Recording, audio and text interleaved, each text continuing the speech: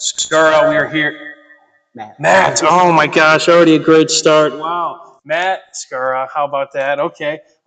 For RSNZONE, back here on the Region Sports Network with Matt Skura, live from the Athletic Performance Factory. A full crew on hand for the Region Sports Network. Justin Cole, our fantastic producer. Zach Miller holding it down, our coordinating producer, making sure everything's up on stream. Caleb Bernard in here helping out. Our multi-view and Aaron Svetlin doing a great job on the scoreboard operator role. Matt, let's get into it. Got plenty of games. When you can get that blocking downfield without holding, that's in good shape. Yeah, there at Chesterton. That game just got underway with a 7:30 o'clock kick. We also have Michigan City taking on the Valparaiso big Vikings. Man, Silas we have the Bradford. audio version of hit him from the side, pushed him out of bounds. The Maryville now Pirates. we'll give Valparaiso 2.5 yards there. Yeah, he was in bounds. Already we got some scoring in the Chesterton game. We saw that Aaron snap before this, and looks like Chesterton got on the board quick. Third of the game here.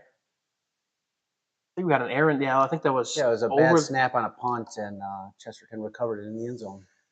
Can't believe I opened up and called you the wrong name. I'm still flustered over that. It must be Friday night when things are going a little bit crazy, but we got, again, 3 games going on. How can we not be a little bit football crazy? The team coming in at side by side there. A top 10 matchup on the Region Sports Network at Viking Field. 5v7, a low-scoring affair in that one. And Chesterton did not punch it in. Looks like might be burning a timeout there as well. They didn't score.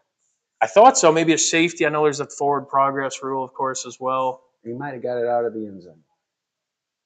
Alongside our games going on, Matt, of course, we have the Strachan Vanto hometown scoreboard going on as well, going on throughout the entirety of the night, updating scores. Again, our guy Aaron doing a great job here, filling in for the self-proclaimed scoreboard maestro, Skibbs, but Aaron doing a great job here in his first time with us at the scoreboard. Feel free to check that out. Strachan Vanto hometown scoreboard. Crown Point Lake Central. Crown Point got off to a 14-0 lead. I mean, we talked about this on the tailgate show. This is a team that we haven't seen much sort of, I guess, winning streaks and I guess quote-unquote dynasties. If it's on like Valparaiso, French might decline it and force them to punch. Yeah, it's a holding. Really well. I think they had a punt return early, and got on board with an offensive rushing touchdown, I believe. Andrew Govey is going to take the direct snap and walks right in. Chesterton gets on the board quick. Again, after that Aaron snap from Laporte, Chesterton gets back to their bread and butter. Andrew Govey had kind of a slower start to the season, gets in for 6 there. Crown Point now threatening in enemy territory.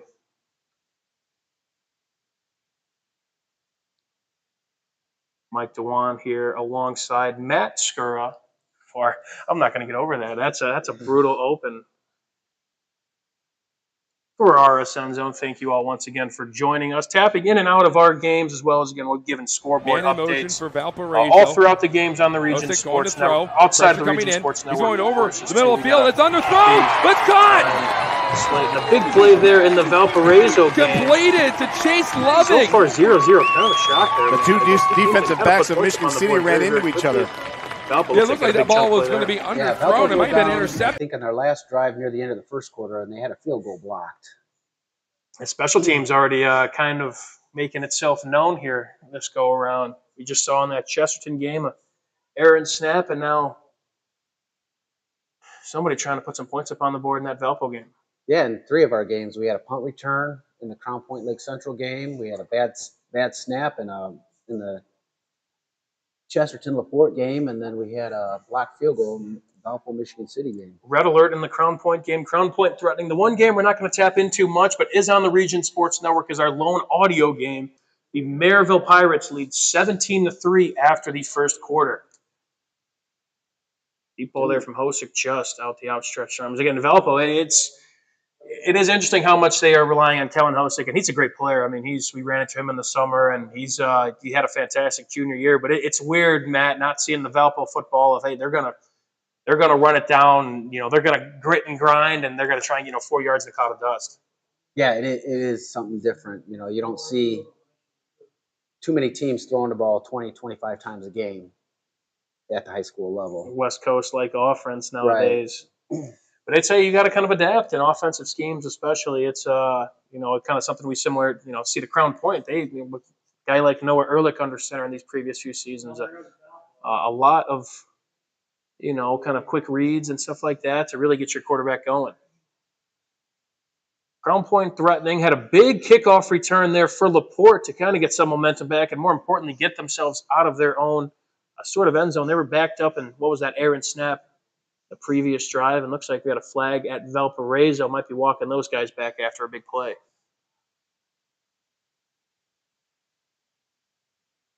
Here with the former defensive back, too, Matt Skurrod. As a former DB, I bet you'd like to play maybe today's age of offense and, go up against quarterbacks that are throwing it 25 times a game. Oh, yeah, definitely. Everything's opened up a lot. Before it was just there's a turnover by. Oh, and Laporte, things get from bad to worse. So the handoff there and a scoop and score. Chesterton, if you got their defense in fantasy so far, they are scoring points for you. A scoop and score for the Chesterton Trojans to make it 12-0. Laporte, 2 tough drives. I believe, a 3-and-out with that errant snap to set up a Chesterton run, and then there's we get the replay there. Just a handoff there. Chesterton got in the backfield. Ball was on the ground, and easy scoop and score here for the Trojans. That's the thing about RSN Zone, Matt. We got there's a lot of games going on, a lot of action. We got to be on our P's and Q's here tonight. Oh, definitely. Yeah, getting back to what we were talking about earlier, playing in the 90s and stuff like that, everybody was tight formations, and you didn't see, very, very rarely did you see 3-4 wide receiver sets. Where in today's game, it's always 1 back, 4 receivers, or maybe no receiver, or no backs, and 5 receiver sets. And you got to have DBs that are ready to hit. As Chesterton goes for 2, they will not score. It looks like Crown Point gets on the board there with the touchdown. I'll be turning the Valpo game, a short run there. Crown Point now extends their lead 20-0. Looks like a pass there. Do not know who reeled that in. I know Cooper Mulaski is the guy under center. Crown Point has 2 guys that have kind of been logging snaps, and Crown Point gets out in front. A strong start against this Lake Central team is something they probably needed to do in a hostile environment like this. And so far, Crown Point, a big lead here in the first half. Yeah, Crown Point's 2 weeks in a row they've had 2 big rivalry games with the Maryville Crown Point game and now Lake Central. PAT is up, and it is good. 21-0 reads your score. Valparaiso in the red zone. Going to throw one out wide. Got a man. Touchdown, Vikings. So far it stands. No laundry on the field. And again, that's that Valpo offense. I saw this a lot in week 1 against Penn, that Valpo, they like to really test you horizontally.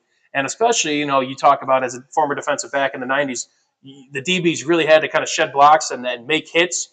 Valpo's offense especially tests that as well. As you see there, a great block on the outside and a walk-in for the Valpo receiver. Yeah, when you spread teams out like that, they don't play a zone defense. They play man-to-man. If you can beat your guy, you're gonna win a lot of matchups. So what are 3 traits, Matt, would you say that DBs especially need in today's game? Yeah, you do have to defend the pass, like we said, but, gone are kind of the days of rushing the football and how much you really truly need to hit. You definitely can't be as physical on the receivers as you used to be able to in the past. They enforce that hands on the guy where, back then you used to be able to really hand check a guy and jam a guy within that first 5 yards and you never saw flags. Where in today's game you touch a guy 5 or 10 yards down the field and you're getting flagged for it. And you need a lot of speed in today's game and just high football IQ, understanding what teams want to do and where you need to be. Angry run there for Laporte. I believe that's Reed Raymond. Yeah, it's DBs. I think it's probably one of the more underrated positions on the football field. And pound for pound, just one of the hardest, especially in today's age. You really have to, you got to backpedal. You have to defend this guy who knows where he's going. And you have to, if you're a man corner or zone corner, whatever it is, especially with how great these quarterbacks are as well. It's, and there's so many things you could get called for, like you said, in terms of penalties. Right. And teams are constantly throwing, where I remember games where I probably see 2 passes complete, 2 passes between 2 teams in a game. Griffith Lowell matchups in the 90s, 3 passes maybe thrown in a game, and that was a lot. I'll tell you what, probably a quick game though in terms of running clock and ball's not really hitting the floor too much. Definitely. Clock's only stopping for touchdowns, out of bounds, and penalties maybe. Hopefully no Yeah. injuries. Valpo got on the board. A big game on the Region Sports Network, 7-0. Again, one of our 4 games, as well as the audio broadcast of the Maryville Pirates taking on the Portage Indians, 17-3. If you want to see all 4 games at the same time, go to our YouTube page for our RSN multi-view with our big time slate. We're going to try and tap into something similar to what you see on YouTube TV with 4 games going on at once here on the RSN Zone. We're talking over all the 4 games kind of going on at once as Lake Central gets the ball back here in this one. Michigan City looking to answer after Valparaiso got on the board first, 5:17 to go, and Michigan City likes to keep up that tempo. They could run the ball with a guy like Trinniston Hart. Michigan City, again, having 2 dimensions kind of to their offense. Trinniston Hart, and they have a leading receiver in Zaire McKinney. But what we saw last week from Michigan City is they could really pound the rock. It looks like a man is down there for the Wolves. We'll check back into that one. But again, you playing defense back in your heyday, when you have an offense that is not like those Lowells and the Griffiths, and that could, kind of open it up in the pass game as well, that only offers, another challenge for everybody on that defensive unit. Yeah, because you can't really focus on one aspect of the game or understand that a team's only going to throw 3 or 4 passes a game. So you gotta be on your toes all the time. Mhm. That pass could be coming at any moment. Definitely on your P's and Q's. Cannot take a play off for sure. We'll relay some more scores coming in as we get on. Again, we're not limited to these 4 games. Again, our Strack and Van Til hometown scoreboard running on throughout the entirety of the evening. The Low Red Devils are up 21-7 on the Hanover Central Wildcats. That game is in the second quarter. Enzio back to drop outside of the outstretched arms of his receiver out there.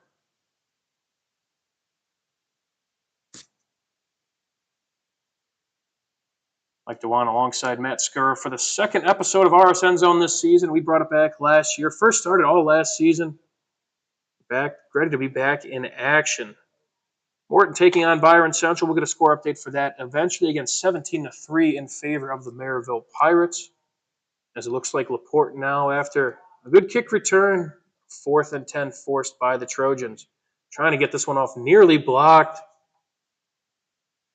Going to be returned. Chester makes a nice move, a flag coming in, and usually, man, when it's a flag on any sort of special team, if you're returning the ball, probably on you. Yeah, block from behind. Block in the back, hold, something.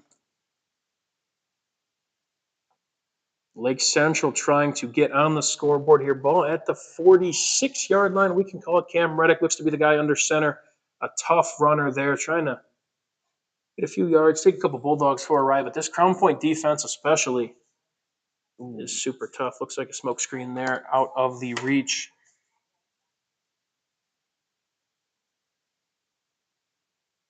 of the Michigan City Wolves and Chesterton, walking this one back. And at this point, when you got a team backed up like this, as anybody on that defense, you're licking your chops, trying to get something going, especially for an offense that has kind of struggled these early parts of the game. Shoot a couple linebackers here, get a couple blitzes in, maybe get a big sack, a fumble, something.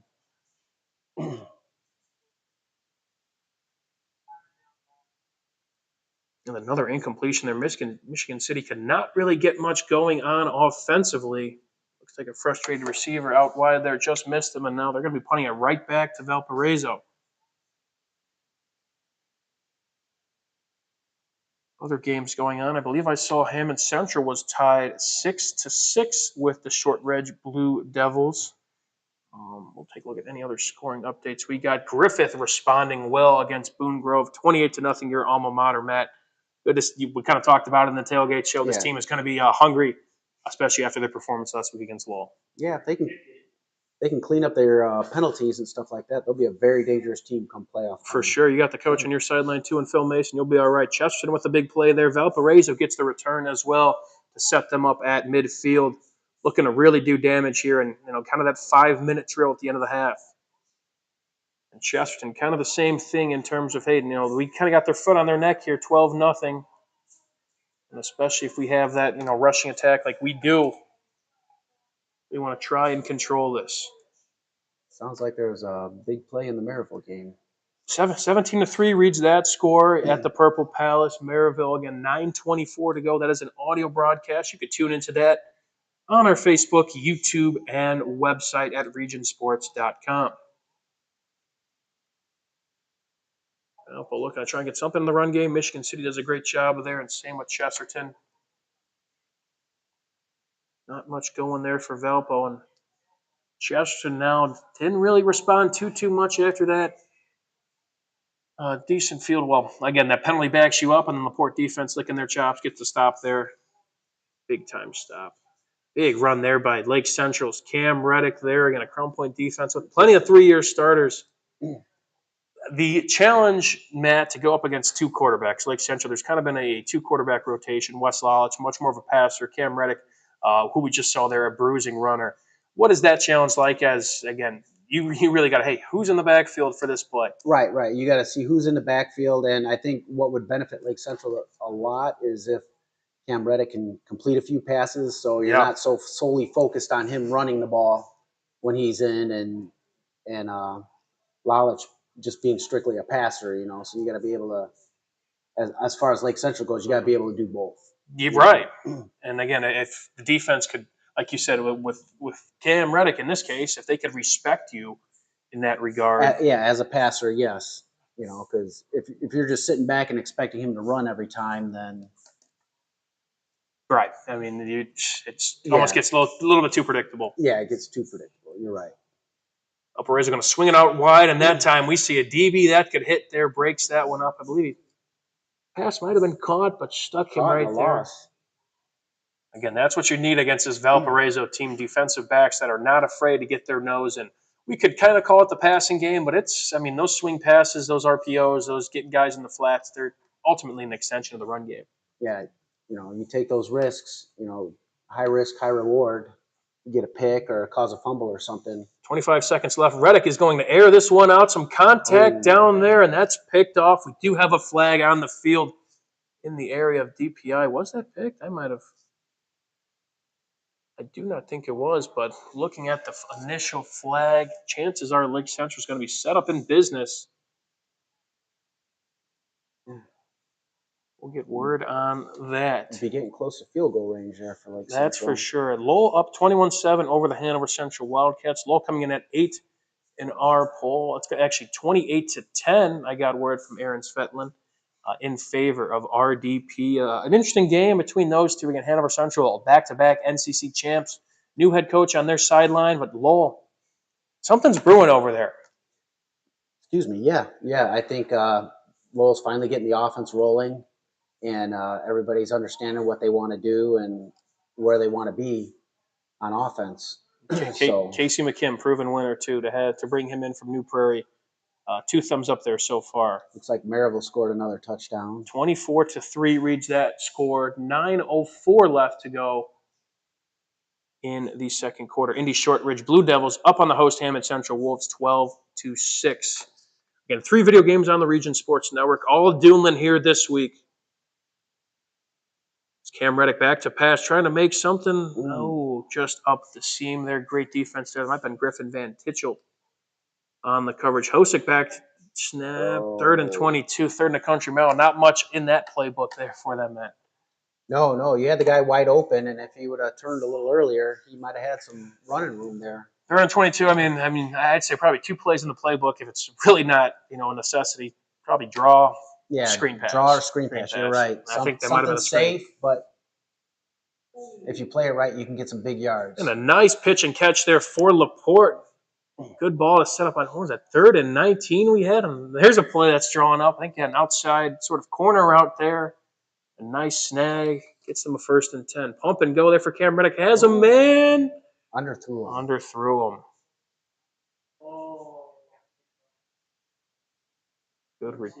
Good return there from, looks like Michigan City will take over after that incomplete pass. Highland up 7-0 over the Calumet Warriors. An interesting game, given, again, Calumet has looked very, very solid, but now playing, I think, the biggest school on their schedule in the Highland Trojans. You and I were talking about Ben Geffert. It was a rough first season for Highland under Ben Geffert, but, again, he's kind of the coach, and I will say the exact same thing playing under him. He's the guy for the job, and he'll get those guys moving in the right direction one way or another. Yeah, once you get excitement back in the school and get your numbers up, you're on your way to benefiting. Cam Reddick steps in the pocket. That ball is picked off. kind of a throw it up there. And again, this Crown Point defense especially, I mean, they are stifling. They do not allow much. Hanyo has a big play for Michigan City as we tune back into that one. A big pass play, setting them up in the red zone. Hold your horses. Crown Point gets the interception. That'll be the halftime score. 21-0. Laporte now with a handoff here. Gets to the pylon. I believe that is Reed Raymond. Everybody be sure to look this kid up, a junior who they played Valparaiso last week. We did that game. They lost the game 28-0, and this is a rarity. He won the player of the game, the Crowd Company's Lantern Man, superhero of the game, a rarity for a losing player to win that award, but this kid is special. Laporte, a big response against this Chesterton team. Nice little kind of jump hurdle there, or jurtle, I guess we could call it. Gets to the pylon now. 12-6 is that score. Michigan City now in business.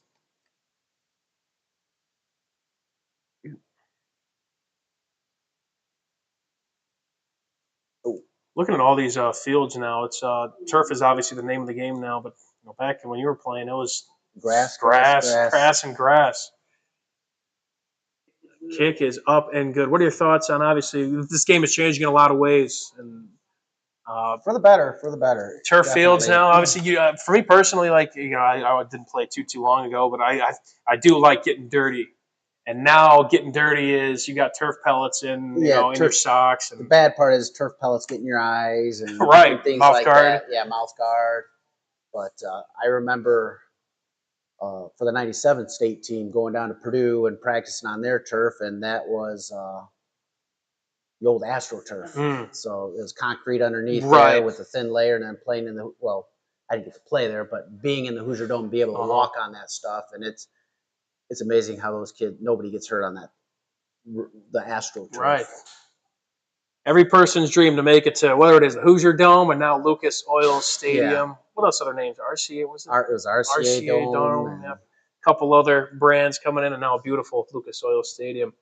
2nd and 10 there for Michigan City, and not much going there. The Valparaiso defense has played a lot better in this season. Yeah, I believe back in the early 2000s, Munster was one of the first teams to get turf. Really?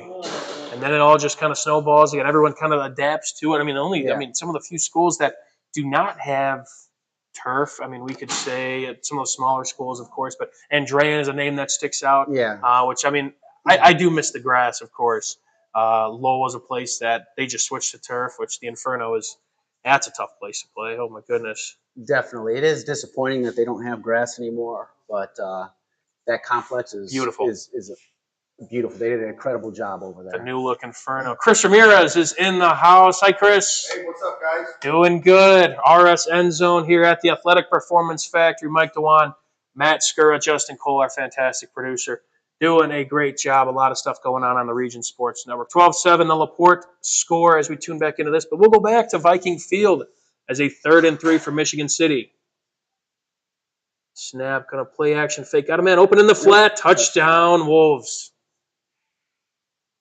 And another thing that we could, pick your brain at is, as a defender, RPOs nowadays. I mean, I was a former linebacker, and I mean, that's even worse for linebackers where you think they're handing the ball off and the linemen are taking their run block steps and then they throw it right over your head. But I mean, these offensive schemes and what you could do nowadays, it makes defense even so much harder. Oh, definitely. I think it's much more harder on the linebackers and the defensive linemen than it would be on the defensive backs, because you're kind of focused on what's the receiver going to do. Because if you do it long enough, you can tell if they're going to break down and block or something. And you'll play some of these teams where the receivers are lazy and if they're not getting the ball, then you can kind of focus in. But just the different styles of coverages that teams play. You're either focused on the receiver or you're looking in and you have an area to cover in the zone defense or something like that. But definitely the RPOs are a lot, because if you do lose your focus and then you start to attack the quarterback, they just dump it right over you. And then, like you said, there's the contact you could have on said receivers it's kind of limited nowadays than what it was back when you were Most playing. definitely. Jerseys are a whole heck of a lot tighter on the people now than what we used to wear. Well, I've heard of good tips now, and this might be solid for some of these DBs of the current age. Of Chesterton inside handoff is, I think we see this with linemen, especially in the pros as well. But they try and get gloves that are similar to the jerseys of the team playing. So again, if you're at home, you're gonna bring out the white jerseys for that game. Was that something maybe discussed back in the '90s? I know again, gloves nowadays are. Receiver gloves are so sticky and the technology behind it. But even, I mean, taping your hands, with black tape or white tape or something to kind of hide it from the refs so you don't get a call that go against you. Yeah, we used to do that. I mean, we used old footballs where you could, they were so dingy and dirty that running the wishbone offense, and then we'd wear our black jerseys, and it was tough to see who had the ball. I can tell you there were several times in games where the refs blew the whistle because they thought the fullback had the ball and our quarterback was 20 yards downfield. Oh my gosh, right? And that's like, what do they do in that situation? Like, hey, I got the ball right here. Usually they replay the down, but they don't really give you that where they blew the whistle and they stopped. Most of the times they just replay the down or whatever. That is so fascinating. One game still going on, our video games, at least before half, is the Valpo Vikings and the Michigan City Wolves. The score update, 24-3 in favor of the Maryville Pirates. Again, that game is audio only. A pass by Hosick, another big hit there. A catch is secured. Yeah, Michigan's sitting on those curl routes right now, so maybe in the second half you'll probably see some double moves out of Valpo. Double moves are tough too. Pump and goes, especially. Those are. I lied. I forgot about our other game going on now. The 7:30 kickoff. I believe that's in the second quarter. 12-7. It's nice that we're not going to have all games go to half at the same time. As pass is incomplete there. Chesterton now starts the second quarter. Andrew Govea, an absolute brute in the backfield. You know a thing or two about running the football with the wishbone offense. I didn't even think about, too. I mean, the deception just with your jersey color, the home jersey color, and how it blends in with the football. Oh, I mean, that already gives me nightmares. I mean, imagine scheming for that sort of offense. Absolutely. And it's weird seeing teams with 5-6 defensive backs in the game as opposed to watching wishbone teams and you got 11 guys in the box. That's good old fashioned football right there. Hosick back to snap. Ball is batted up in the air and incomplete now. Again, 2-minute drill for them. Another angry run by Govea as they get the first down there at Chesterton.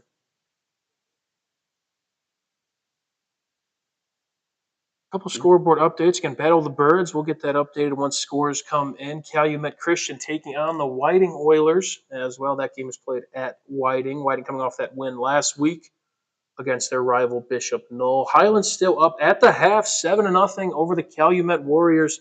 A score to look out for, especially given Calumet now 3-0 these early parts of the season.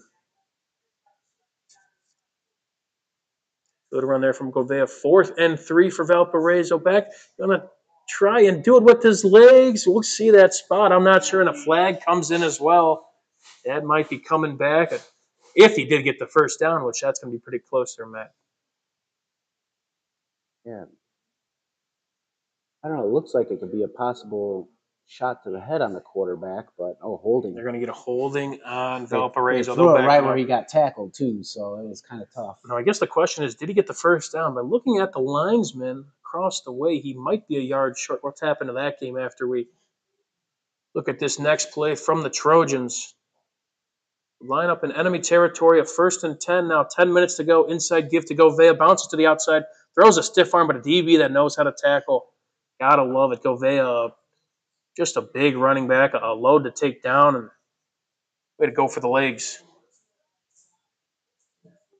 Now a 4th and 13 for the Valpo Vikings. There looks like he did get the first down, hence they didn't, decline the penalty. They will be punting this back to City.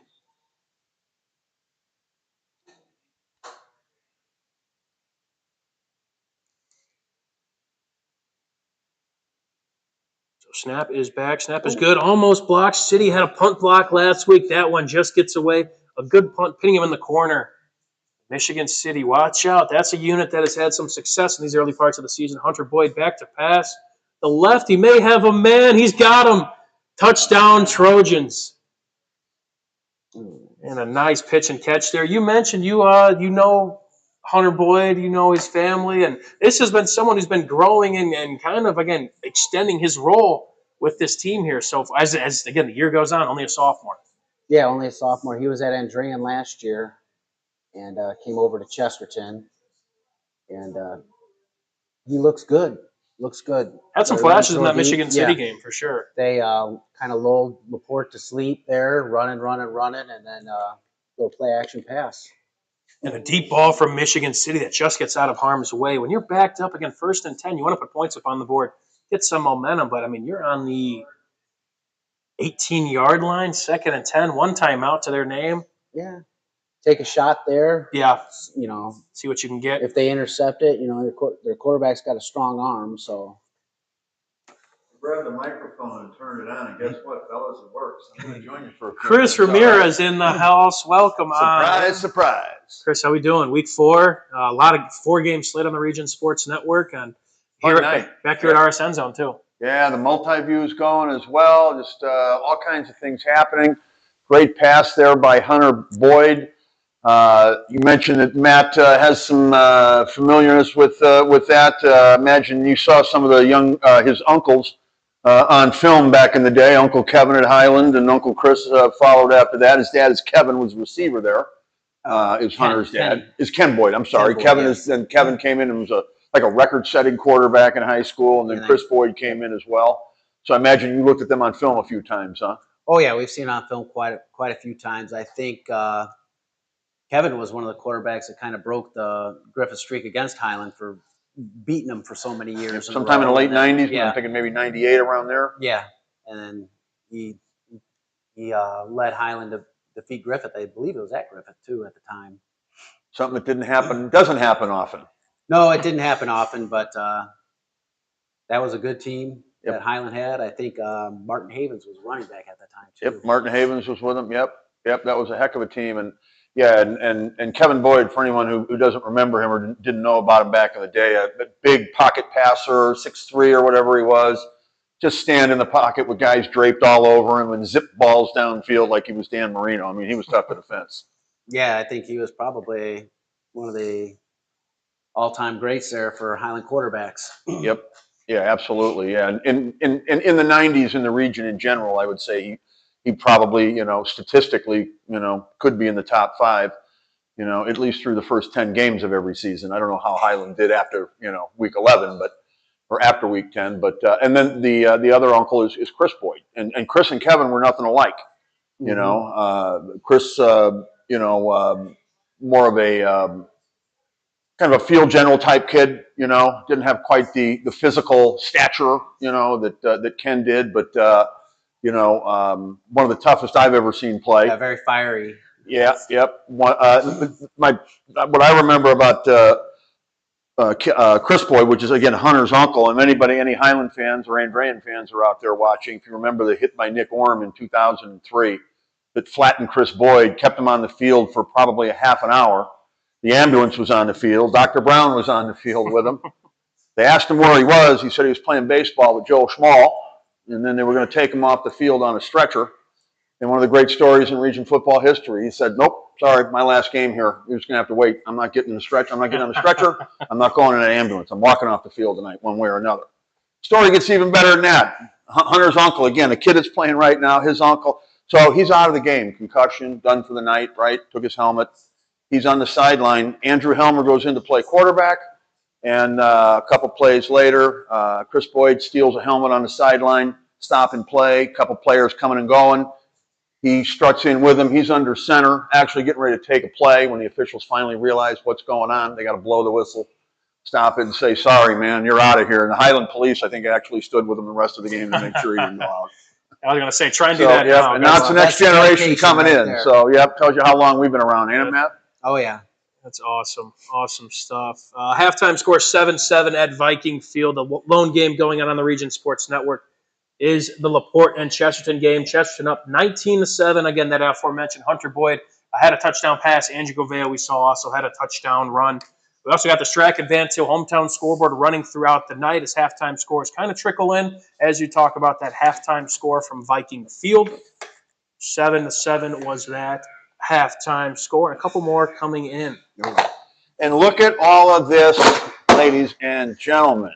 Our new guy, Matt Skura, the film master for Russ Radke. Let's pull this Has up. all kinds of old coaches' tape, game film, even some cable TV broadcasts. So we're going to scour through that and see what we might talk about, Matt, within the future. 4A state finals. I think that's a good place to start right there. We got a Griffith-Norwell semi-state game. Griffith-Fort Wayne Dwenger from 91 semi-state. Their first semi-state, I believe. Yeah, that was a tough one. That was a tough one.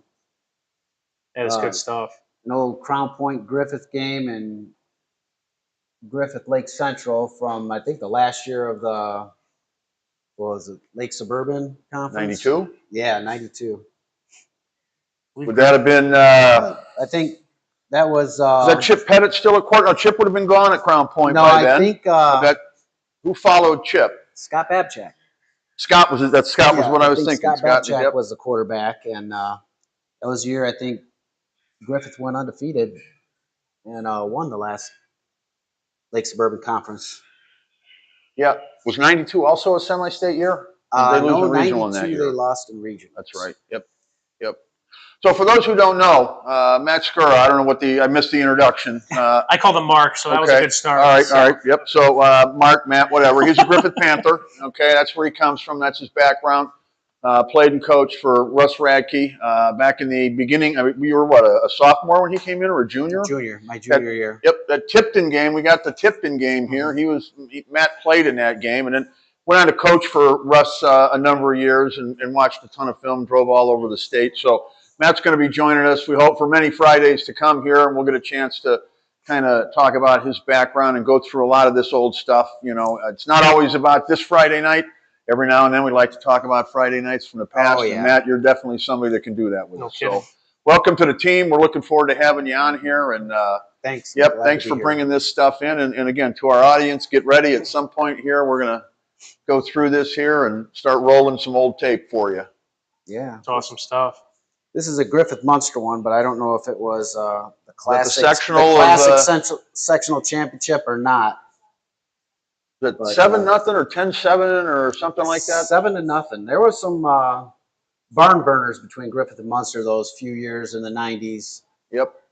If I remember that, that would have been a rainy, muddy night at Munster. And Yes, it was a fumble. You guys had the fumbleitis that night, if I remember. Maybe I'm going to say 10 fumbles, something along those lines. 10 or 11 7 of them fumbles. went to Munster. Yep, the infamous towel on the center's butt, and Tough night. couldn't figure it out. Right. Yeah, but you know One what? of It those nights. motivated that group. They came back the next year and won a state championship. So Not bad. Yes, I think that was one of the only years where we had a full junior backfield. that would have been Shane Radke quarterback that year. Who was in the backfield with him then? Dennis Palucki, I believe. And The Four Horsemen then. Sean Andreessen, yeah, and then Tommy Grasha. And Chris Mattson played a little fullback that year, too. Okay. Quite a roster. No surprise you guys won. Was it 49-7 or something in the state finals? Yeah, 49-7. Other little tidbit on that. I believe Griffith was the smallest 4A school in the state of Indiana at that time, enrollment-wise, when they won the 4A state championship. So they were like 5 students away from being a 3A school, and they won the 4A in the largest margin of victory in state finals history at that point. Punching up. Awesome. And you know, Against an Indianapolis school, too, Right. at that. So, which is always That's wonderful. always a fun to take it to one of Yes. those indie schools for sure. But hey, enough about then, all right, Matt? We're always talking about you in the past. Let's get to tonight here. What do we got going on? Sir. A lot of football happening. And yeah, hey, Mike, great job, everybody. Mike DeWan, Zach Miller, getting things ready all week long here. I think I counted at some point we're going to have 7 live streams going at the same time. I think we're in 7. Seven events going, and some of them streamed 2 places. The scoreboard streamed in 3 places. So when you add and multiply, you know, it's a lot of live streams going on. So Mike DeWan, the guy in the red shirt there, Zach Miller, the guy in the blue shirt you can't see all week long, getting ready for that. I throw ideas at him, and they're looking at me like, oh, my God, what's he talking about now? We make it happen, It's though. Thursday, Chris. You really want me to do this by tomorrow? And he gets it ready, and so does he. And Justin, we got Justin here turning the knobs as well tonight. So Plenty of guys to thank. It's a total team effort. And yeah, and again, being here 25 years, 25 years with RSN, it all kind of starts with the idea. So, Chris, you made it all happen to start. I'm not saying this because you cut the checks, but this whole idea can't happen without you. So it's Well, like I tell everyone, flattery will get you everywhere. So feel free to compliment me all night long, especially on camera. Especially on camera. Yep, I learned that one very well. But no, it's a fun night for sure. Definitely a lot going on. RSN Zone, again, the multi-view as well, which is only on YouTube. That's something we're trying out as well. And again, 4 games, a couple and a half. And of course, our Strack and Vanto hometown scoreboard, what you see right next to us. But plenty of names to thank, like Chris said. And of course, always fun on the RSN Zone to kind of talk about the past, as things kind of open up here at the Athletic Performance Factory, especially. We're hoping, as we kind of get more comfortable and we kind of start, rolling and getting going, we'll bring in some old faces, some new guys as well, and to kind of talk about those previous years and those dynasties and stuff like that. So all in good fun. But the one game going on still with action is Chesterton versus LaPorte. And LaPorte hanging tough against his Chesterton squad. I believe that was just a turnover on downs, giving the Slicers the ball back. But yeah, some great performance. How we kind of all spiraled into that conversation. Hunter Boyd, quarterback of Chesterton, showing some flashes so far. Tried to step up in the pocket, and LaPorte brought him down there. But if Chesterton could really kind of turn into a little bit more of a two-dimensional offense, and Jay Simmons and I talked about it previously, the team could be dangerous. When you have a sophomore quarterback that only grows throughout the course of the season, that sure helps Mark Peterson and his squad. Yeah, I think Hunter's almost 6'3" now too. Yeah, he's a big kid. If not that already, so he's a big kid. Only room to grow. And taking over again, Brady McCormick was their guy last year before he went down with an ACL injury. A guy that was really just kind of more of that bruising rusher like Andrew Govea. And kind of once he went down, Chesterton really kind of resorted to, okay, it's going to be give the ball to 13 and have a kind of a quarterback potentially, for these next few seasons. That's 2 thumbs up for Chesterton. Now 2nd and 12 for the Slicers.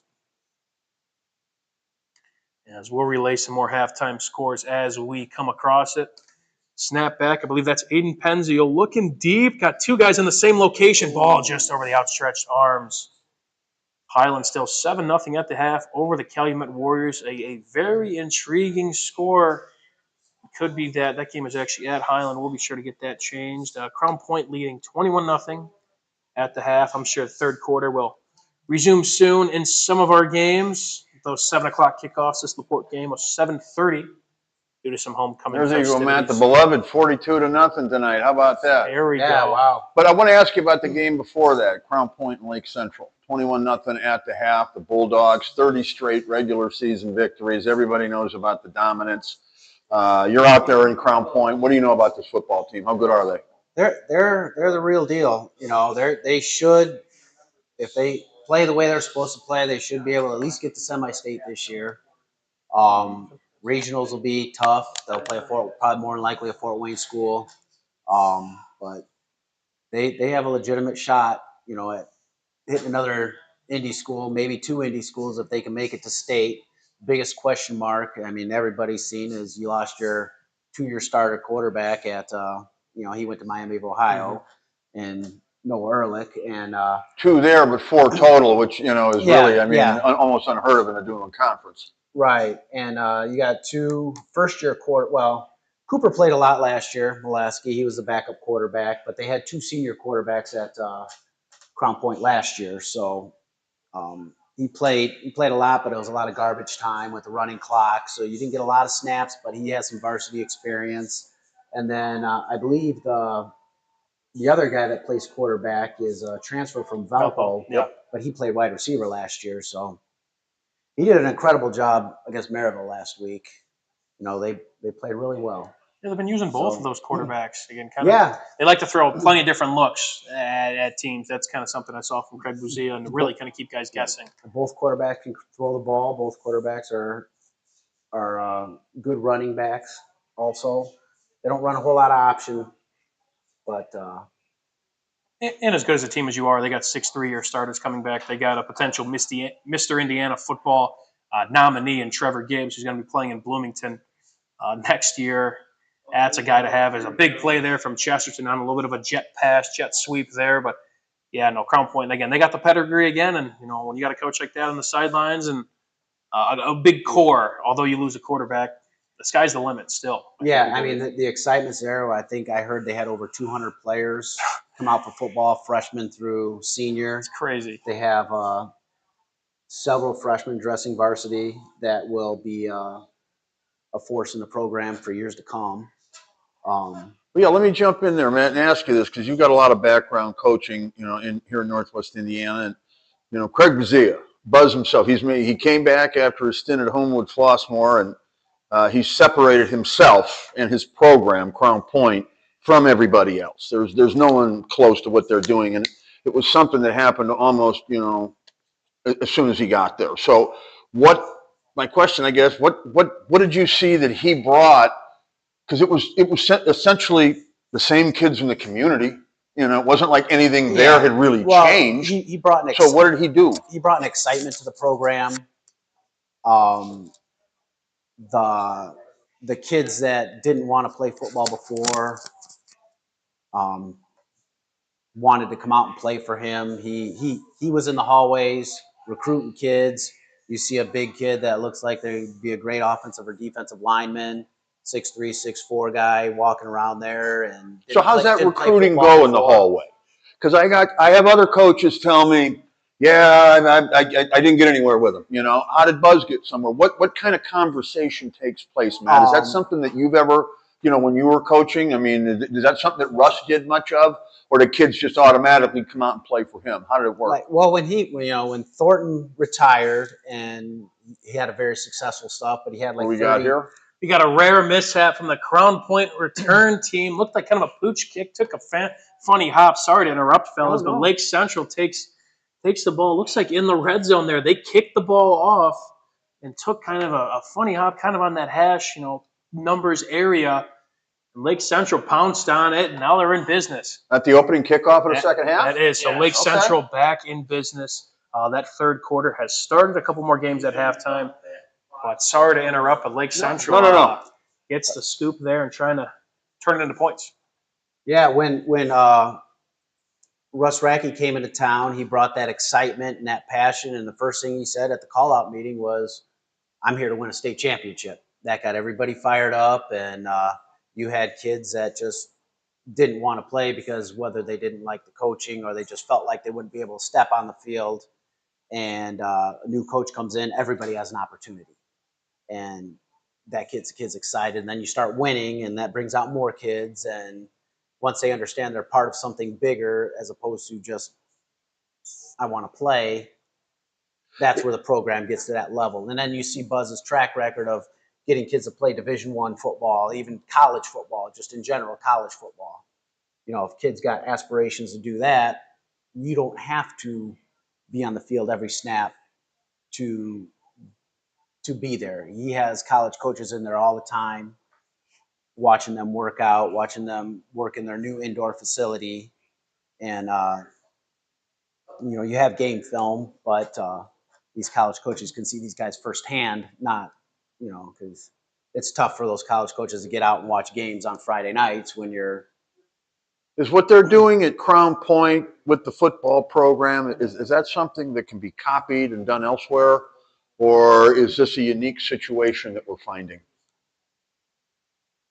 It could. It very well can be copied somewhere, but I think it's. Yeah, we got a scoop there from Laporte. Got to Hunter Boyd there. That 2-minute drill, and Laporte gets in the backfield. Ball just kind of falls right out of Hunter Boyd's hands. It looks like 98 of Laporte hopped on that, but feel free to continue, fellas. Yeah, I think you just got to get the right name. Yeah.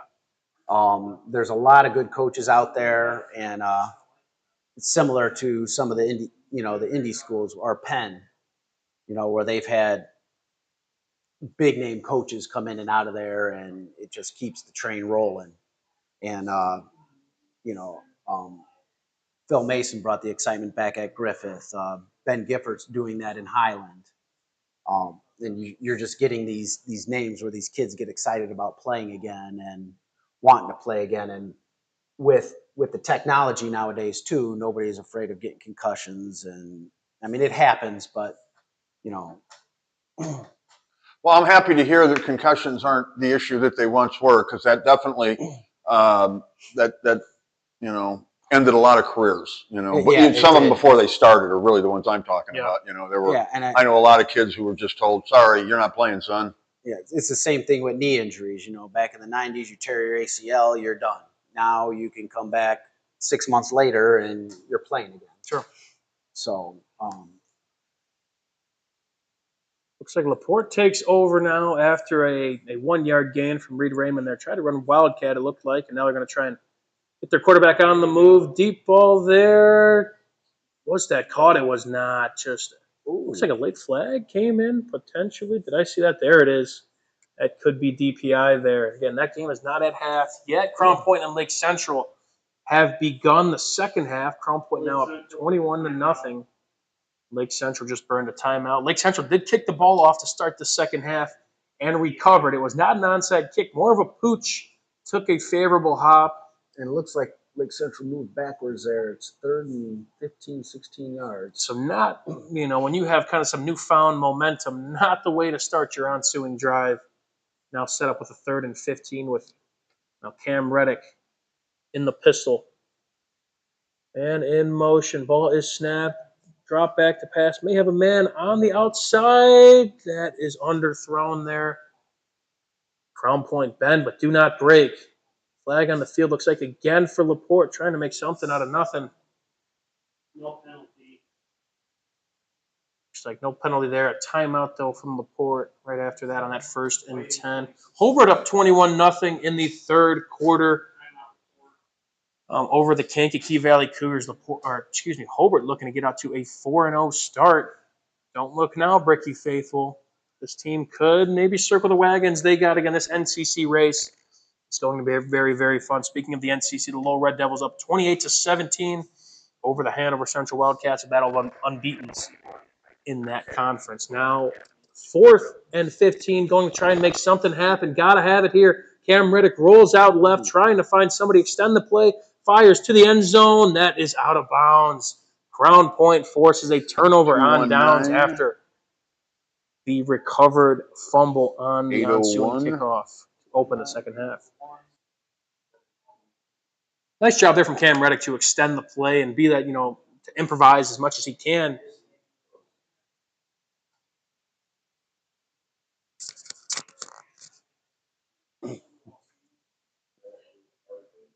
Again, 4 games on the Region Sports Network, ladies and gentlemen. This one you're seeing right now at the Burial Grounds. We got a game at half between the Maryville Pirates and the Portage Indians. That game is all Maryville, 30-3 in favor of Maryville. As we welcome you back into the Athletic Performance Factory here in Highland, Indiana. Crown Point takes over after the conversion and the big hit there from Lake Central. Turning it back over to Chesterton. Another game on the Region Sports Network, 19-7 reads your score. Chesterton getting the job done over there. And a game at half, I believe that was 7-7, was Valparaiso and Michigan City. What are your takeaways so far from kind of these 3 games we've kind of tuned into? I mean, Maryville obviously getting out to that big lead, and we kind of saw that in the open. This team's going to be hungry, but what have you seen from maybe, what's your biggest takeaway from these 3 games here? Or just one overall? Yeah, well, even just watching the Lake Central Crown Point game, Lake Central's hanging in there. I don't know if it's been trying more of a ball control type offense for Lake Central. They just can't convert. But from what we've seen from the kind of this Crown Point offense, and got some new pieces, of course. Braden Shuck has been a junior, season breakout so far from him. Max Gurnick as well had a big game against Maryville last week, the sophomore running back. But this is an offense that may start a little bit slower than what you'll see from as an absolute dime there from, I believe that was, I don't think that was Mulaski. I believe that was Custy. Yeah, that was Custy. The Valparaiso transfer and dropped it in the bucket there. Still, again, a team that's still looking to try and find a little bit more identity and really kind of impose their will, because what we saw from previous Crown Point offenses, this game might be 35-0, if this was 2 years ago. And that's not how they're kind of built. I mean, they still got some new pieces all across the board, and they'll maybe eventually hit that 35-point threshold, but they'll do it in a different way. Right. But it's nice to see the starters getting deep into games and That's true. Understanding that that crunch time, sense of urgency type. And Laporte now in the red zone here as we now got the double box there, and a nice stop there from Lake Central. But LaPorte trying to get some momentum before the half as they burn a timeout here inside the 5-yard line. 2nd and 3, about 30 seconds left. Two teams in the red zone here. Yeah, with them 30 seconds left, it looks like they might have one more timeout. You know, you could do anything you want there. You could run or pass to get in the end zone. We may take a break after, looking at how these two drives go. We may step aside, but got to stay here looking at, see if potentially Crown Point could take care of business. Valparaiso and Michigan City pretty close to starting. Looks like kind of a reverse there. Number 6 of Crown Point stiff arms a man, and he is in for the touchdown. A nifty play there from Crown Point, and they get on the board once again. Yeah, it looks like they're trying Just to play more sets with both of their running backs in the game, but didn't notice Gibbs wasn't on that play. I don't know if we can get a name for that. That might be Shut, if I am not mistaken. I believe we got Max Gurnick, the sophomore, who has blossomed so far as LaPorte now trying to get something. 2nd and 2. QB scramble in. Did he cross the pylon? Does not matter. Looks like LaPorte got back on the football. Touchdown Slicers. Ooh, helter-skelter there. PAT is up and good for Crown Point. Looks like LaPorte. Take another look at this replay again. Makes a nice move. Another nice move. Gets in. Looks like he broke the plane regardless, so add that to the stat sheet. We'll take a look at this kickoff, and then after this, I think we'll step aside. Let us catch our breath a little bit. Calumet's leading 16-10 there. Oh, developing score at Highland. Couple claps from the Calumet alum, our producer, Justin Kohler, rubbing his hands together like the Birdman. Now 14-19 in favor of the Trojans. 30 seconds left in the ensuing kickoff to start the third quarter. A little bit of a squibber there from Michigan City, trying to cover there. With the game staggered, we will tune back in. We'll step aside here on RSNs, and we'll be back here shortly with more up-to-date action. This is RSN Zone on the Region Sports Network, the only game in town.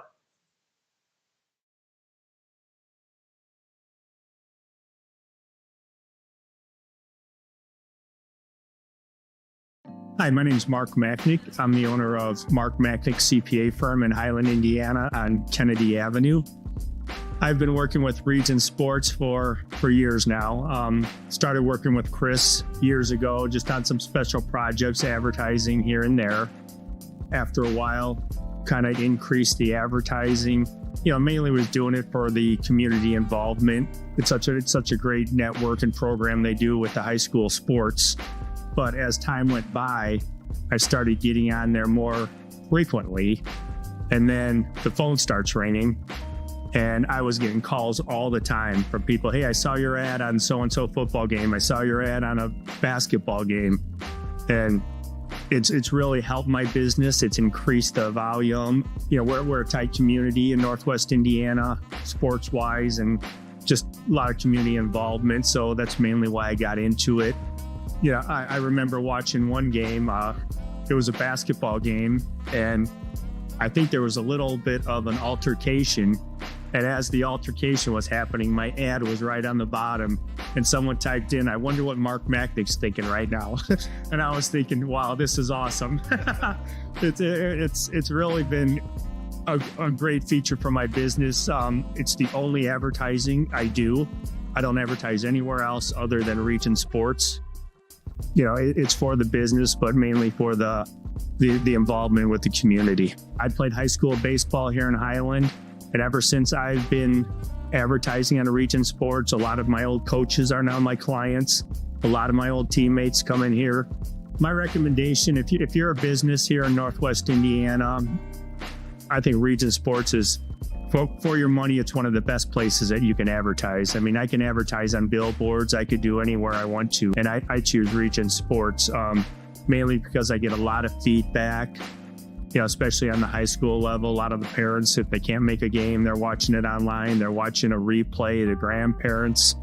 So it's done wonders for my business, and it's my go-to for advertising. It's the only spot I would advertise. So if you're a business owner in the area, really look into advertising on Region Sports. It's going to be well worth your money, and you'll make tenfold on what you're spending. Region Sports Network, they're the only game in town, but they're more than just a game.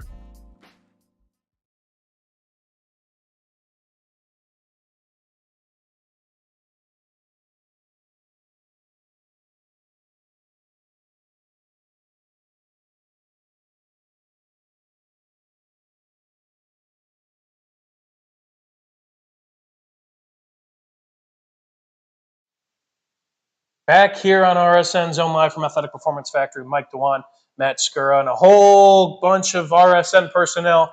Justin Cole, our producer, Aaron Svetlin doing a great job on the scoreboard. Caleb Bernard helping us out on the multi-view.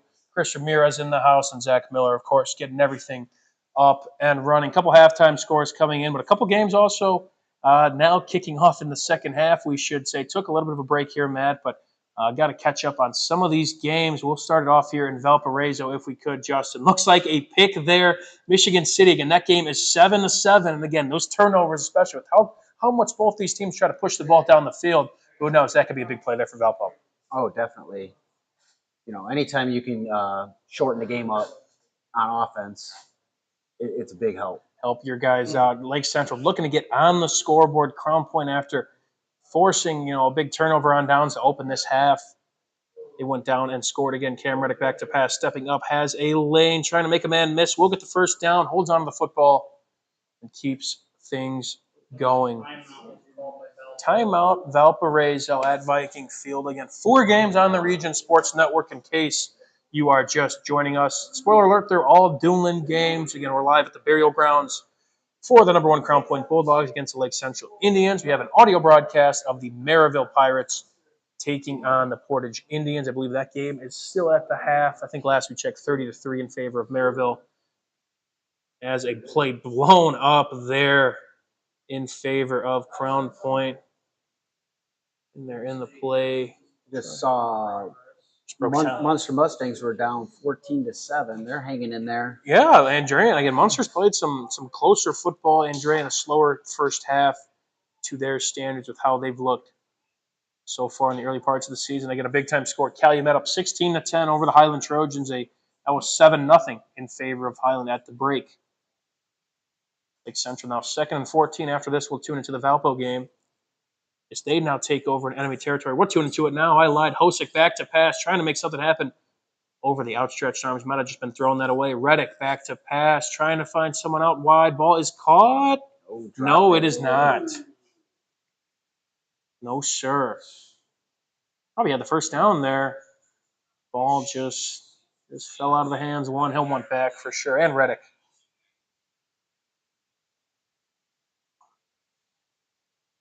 And one other game, of course, LaPorte and Chesterton. And that game, I believe, has went to half. The score on that is 19-14, I believe, gentlemen, or 19-13.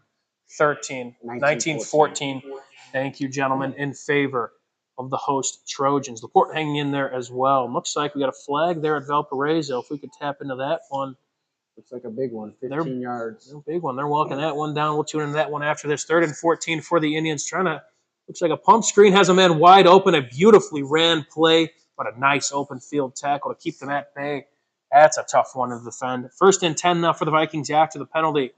Hoping to break this this tie, this deadlock here at 7. Inside give there. Not much going on. Valpo, it's been a kind of a struggle, honestly, to run the football. It didn't really do too much against LaPorte.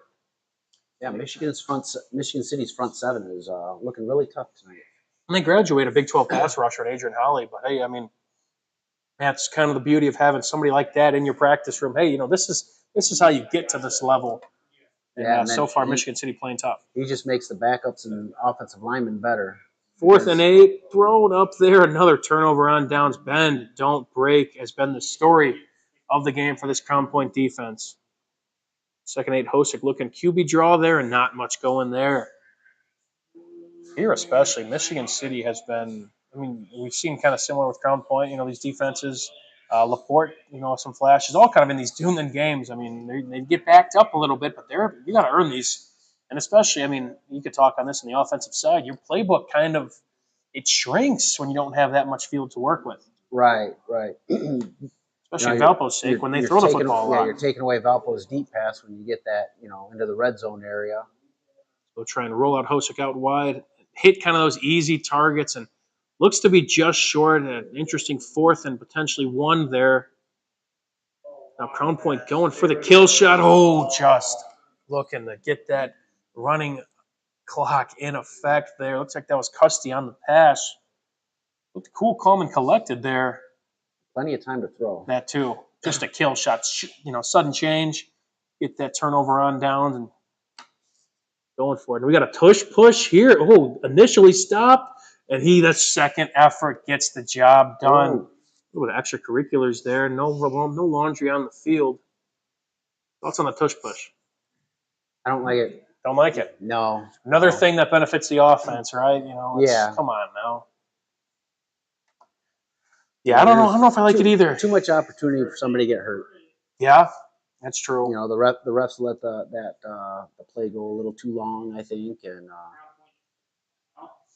Crown Point will burn a timeout. No, I hear you though. It's and again, that whistle seems to, they don't really know when to blow the whistle. I mean, they let that play go on forever.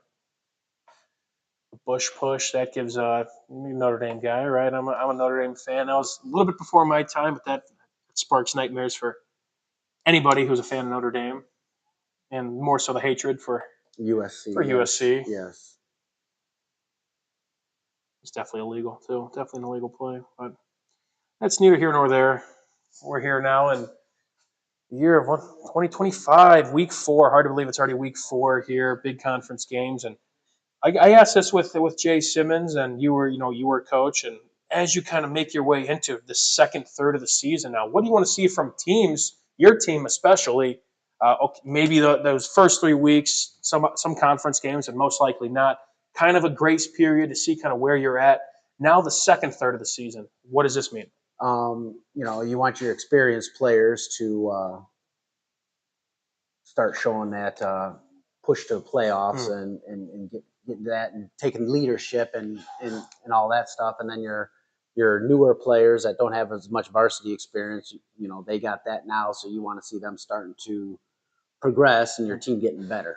Just gelling together, playing the right football at the right time. Crown Point takes over after that timeout, burning another timeout. That's something that I'm sure the loaded Crown Point coaching staff is not thrilled with. 3rd and 11 now. Looks like a tunnel screen here. Has a man.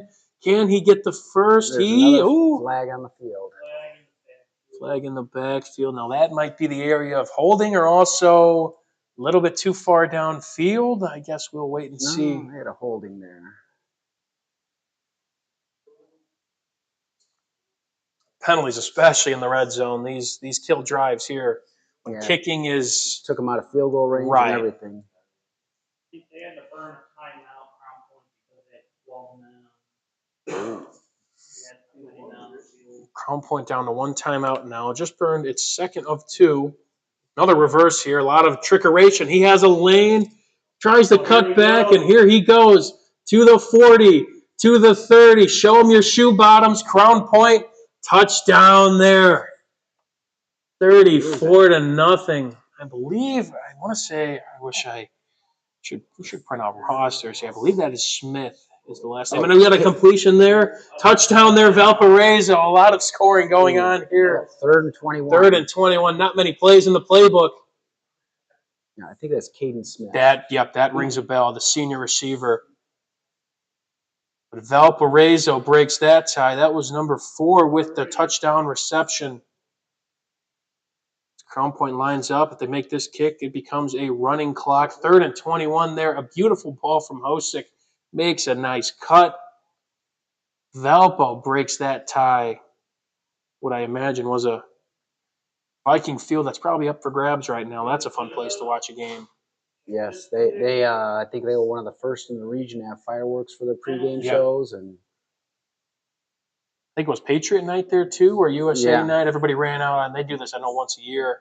By the way, that was Chase Lovig with the touchdown reception. A new look receiving core for the Valparaiso offense, and Lovig stepped up as well as guys like Jimmy Parisi and Sam Bernard. But yeah, about the introductions with Valparaiso, especially tonight, everybody ran out with an American flag. That just gives you chills just watching it. Especially, I mean, I couldn't imagine being there, of course, with the fireworks and they put on a good show, especially on the field as well. 14-7 now in favor of the Vikings. Lake Station Eagles, 30-15. They might be on their way to a 4-0 start. That's not on many people's bingo cards, but something's brewing in the water over there. 0-0 in the first for West Side. And who else? River Forest, excuse me. Wheeler pouring it on again. 42-0 running clock in full effect there at Bishop Knoll. Wheeler looking to cruise to a 4-0 start. Andrean, again, in kind of a barn burner over there at the Marshlands, 14-7 in favor of the 59ers. Crown Point now, again, running clock is in effect. 35-0 going for their 31st straight regular season victory and 23rd in the conference. Good return there from Lake Central. Bounces off a tackle. He doesn't want to go home soon. Gets to the 50. The kicker to beat. Misses him. Can he go all the way? Carries him down to the 24-yard line. What a return there from Lake Central. Probably had 4 red hats on the ball and could not bring him down. Got to wrap him up. You can't just run into him and expect him to fall. Kicker tries to lay the boom, misses him as well. But even the Crown Point special teams not allowing a score here just yet. The clock is in effect. Valparaiso, after that score from Lovig, kicking this back off. Another short kick. Trying to bounce outside. A decent return there. That's kind of the thing with the short kicks. You got to try and cover because they already got the ball in pretty good field position. Yeah, it's a different strategy than in past where you just wanted to kick it in the end zone every time. Right.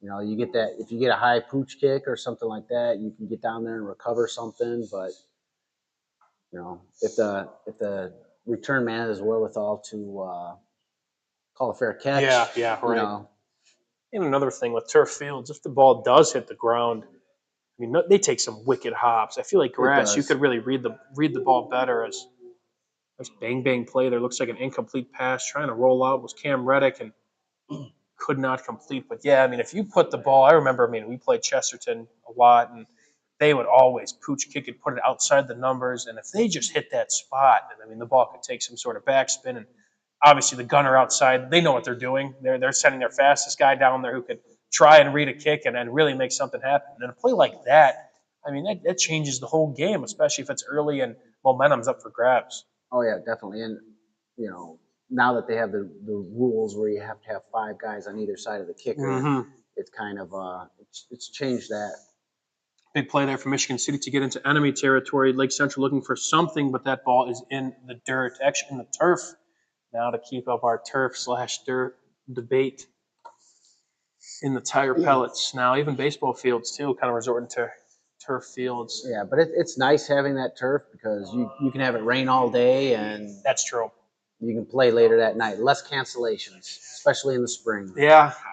I guess my one drawback is a deep ball there. Did he get a foot and only needs one? He will say no, he's out of bounds. It's a great catch, though. Michigan City had the best view of that, of course, right on that sideline. We do not have a sideline camera down there, or we would show it. That was a great effort nonetheless. 2nd and 10 now. An RPO there has a man across the middle. Just another drop pass. Another drop pass. Looks like he put it right on the money. I don't know what you want there from Cam Reddick and company. But Valpo now up again, 14-7. Michigan City trying to air it out, has a man over him. Now Michigan City kind of resorting more towards the passing game. Yeah, you can't go away from your game plan just yet. Yeah, still plenty of time. 6:12 to go in the third. Looks like the third quarter is going to start at the Purple Palace again, 30-3 in favor of Maryville, and we're at the end of 3. At the Burial Grounds, 35-0 in favor of Crown Point, running clock in effect, en route to a 4-0 start for Craig Bougie and the Bulldogs. Hobart's up 33-0 on KV. They've opened that one up in a great pass. That one he reels in for a big-time first down for Michigan City. Kind of a broken play, at least Trenton Hart has to throw off platform, puts it right on the money, moving the chains there for the Wolves. Looks like we have our first final of the evening from the glove. The Morton Governors fall to Byron Central We got 34-17. That's the final, correct? Thumbs up. 34-17 is the final in favor of the Bulldogs. A big fight there from Morton again, given they got to hop on a 3.5-hour bus ride and take on Byron Central. Time zone change. Time zone change. I believe Byron Central, they were in the state. It was 3-0. Thank you, Zach Miller, at the half in favor of the Governors. And obviously some game plans there changed in the second half. And Byron Central, big win for them. We're more worried about the region team and Morton Governors. But I still say valiant effort. This was a game that really kind of got away from them early. That game was played at the Mansion last year. Yeah, and you know what? They're playing tough competition to get them prepared for Maryville and in the state tournament. That's about what it comes down to with them because, I mean, looking at their conference. Ooh. There's a ball just over the outstretched arms there. But looking at their conference of 3, it's definitely theirs to lose. Looking at Hammond Central and East Chicago Central, you're really just trying to gear up for who's been an absolute thorn in their side are the Maryville Pirates. Yeah, they have the talent. For sure, as they always seem to. Back to pass, Tristan Hart puts it on the money again. What a throw from the senior, Tristan Hart. 3rd and 4, that is big. 2 big third down throws from the senior. I mean, again, outside of the numbers, I mean, you can't really draw up a tougher throw than that. 5 minutes to go. 1st and goal, a back and forth game. What we kind of thought would be probably one of the better games on our slate. We will take a little break here after what could happen here. A keeper from Tristan Hart's going to walk right in. Touchdown, Wolves. Tristan Hart, you have a drive right there. 13-14, Matt. Good game over there. Oh, yeah. Great response by the Wolves. Ensuing. We'll stay for the ensuing PAT, and after that, we'll take a break here on RSN Zone. Tristan Hart, the senior quarterback, goes as they go. And a big drive there. Crown Point, again, looking to just kind of milk this clock, salt this one away, and get ready for their next opponent. I believe that is Portage next week. A big kick here for Michigan City, hoping to even this one up with 4:56 to go. Snap is good. Hold is good. Kick is good. 14-14. We'll step aside here on RSN Zone on the Region Sports Network, the only game in town.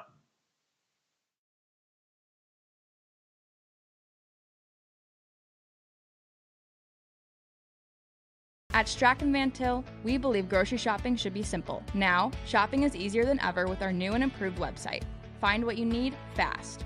Browse your favorite products, add them to your cart, and check out in just a few quick steps. Choose between convenient in-store pickup or let us handle the heavy lifting. From our shelves to your doorstep, skip the lines, shop your way, and spend more time on what matters most. With our rewards program, enjoy incredible savings and personalized offers every time you shop. Shop online now at strachanvantil.com or download our app today.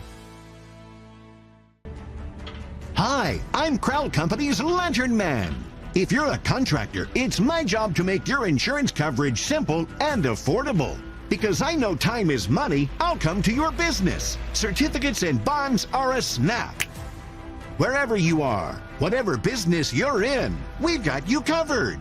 As Crown Company's Lantern Man, I'm your insurance superhero. Crown Company's Insurance Professionals, Highland, Merrillville, and Michigan City. Thinking about what to do after high school? Consider a career with Boilermakers Local 374. As a Boilermaker apprentice, you'll earn while you learn. We offer excellent wages and benefits, and as part of our no-cost hands-on apprenticeship program, you'll learn from the best in state-of-the-art training centers and on the job. Become a union Boilermaker and get on your way to a great career. Find out more, visit www.local374.org or call 219-845-1000. From lighting up Friday Night Football to powering the classrooms that shape the students of Lake County, IBEW Local 697 is proud to support our region's schools and the communities we call home. A career as a union electrician could be your next great move. Your next cap might be a hard hat. IBEW Local 697, powering futures, powering the region. Four Seasons Mechanical proudly serves Northwest Indiana, providing quality, reasonably priced, reliable service. With a quality and comfort guarantee, the professionals at Four Seasons Mechanical offer a wide range of services in heating, ventilation, and air conditioning. Whether it's residential or commercial, Four Seasons Mechanical is there 24/7. To find out more, the website is fourseasonsmechanical.com or give them a call at 219-756-7020. Four Seasons Mechanical, your indoor air quality specialist. Back here on RSN Zone, we have some sudden change at Viking Field. An interception there from Michigan City. A couple plays for the Valpo. I believe that might have been the first play since Valpo got the ball back after the Michigan City touchdown. And some sudden change. Like we said, there's going to be some turnovers in this game. And Michigan City forced one here. A dazzling kind of one-handed tipped interception where he reeled it in. Now they got the ball at Valpo's 37-yard line.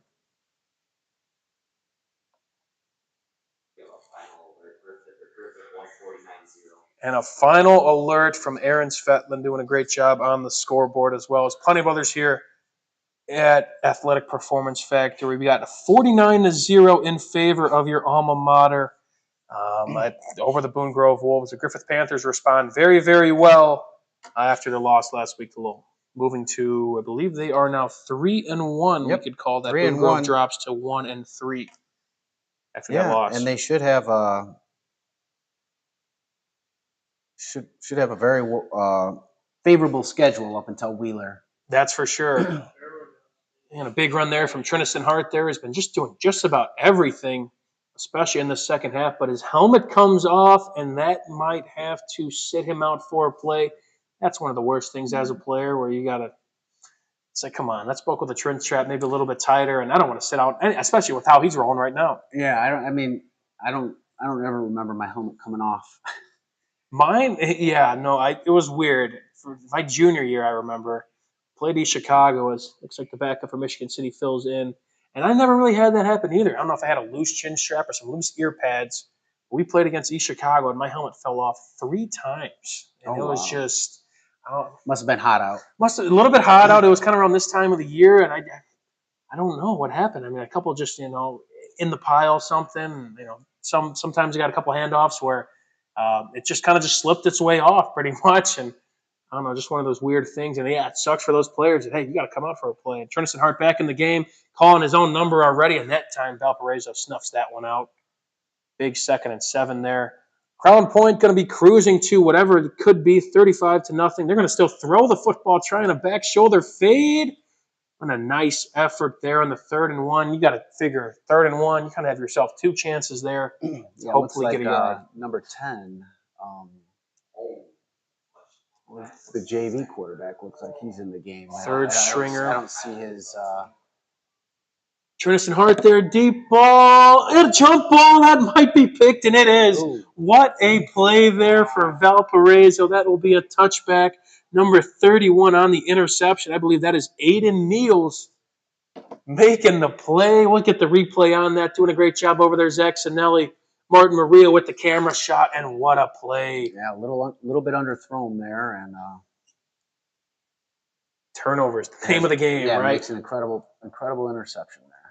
Looks like Crown Point, will get the first down as we kind of wait for the ensuing, action in Valparaiso. Looks like LaPorte and Chesterton will be starting up here in the 3rd quarter very soon. When that game kind of goes to its, when it's potentially the last game rolling on, that might be when we kind of step aside and let you tune into that game. It's how kind of red zone works. If there's one game going on, we step aside and, but you know where to find us, YouTube, Facebook, and regionsports.com. Crown Point against Sultan this one away. A couple new faces in the game. But the game of the night so far, Matt, Valparaiso now with a little bit of reverse there. Oh. And stuffed out. Defense is coming to play here tonight. Looks like. Yeah, I don't know if that was a missed blocking assignment or. It's definitely an incredible play by the defensive end there. Right. I mean, it's you're kind of banking on that deception to kind of come. It's a play that you set up earlier in the game with those reverses and counters, and it's something you're really hoping the defensive line and linebackers especially are trying to bite. And right there, a 2-yard loss there. Looks like Crown Point scored again. things just keep going right for the Bulldogs. 41-0 in favor of Crown Point. They're still looking to throw the football there, but kind of man wide open. And Chesterton takes the ensuing kickoff back. Special teams tonight. I'll tell you what, they are playing well all across the board. And as you see, Crown Point now lining up for a PAT attempt. 41-0. Impressive performance once again from Coach Craig Buzia and company. Take a look at that Chesterton return here as we get to the double box. Special teams, name of the game, makes a man miss, gets to across the 50. That's how you start the third quarter there, Matt, with the big return. If I think the Laporte players got a little bit out of their lanes and allowed them to break free there. Kick is good, 42-0. I think we can open and close that game for Crown Point. We're tuning back in for the final. But two very close games on the Region Sports Network is Valparaiso and Michigan City. The Chesterton Trojans taking on the LaPorte Slicers. 4th and 19 now for Valparaiso. Hey, I'll tell you what, Michigan City, I wouldn't put that past them here. They were in this similar position last week in this third quarter against Chesterton. Blocked the kick, forced a safety. This team, they were close to one already. Not much room for the Valpo punter to work. Watch out here. Gets the punt off. That's big, but how is this return? Oh, takes a little bit of an unfortunate hop. Going to return it here. Heads up play, but a flag comes in. That might even back him up a little bit more. That was an excellent kick for only having not much room to work. Not much room to work. Yeah, you're right. Looks like a swing pass there out to might be Raffin. Who was Raffin, if I'm not mistaken 15, there? Yeah. Looks like Raffin, the OS number 15. Thank you, Mike Dewan with Matt Skura. Justin Cole, our producer, always for RSN Zone. Aaron Svetlin filling in for Skibbs on the scoreboard. Caleb Bernard doing a great job on our multi-view. Yes, we got 4 games going on at the same time. That's on YouTube only. And Zach Miller still running around, helping us all out, dotting the I's and crossing the T's on this fantastic Football Friday.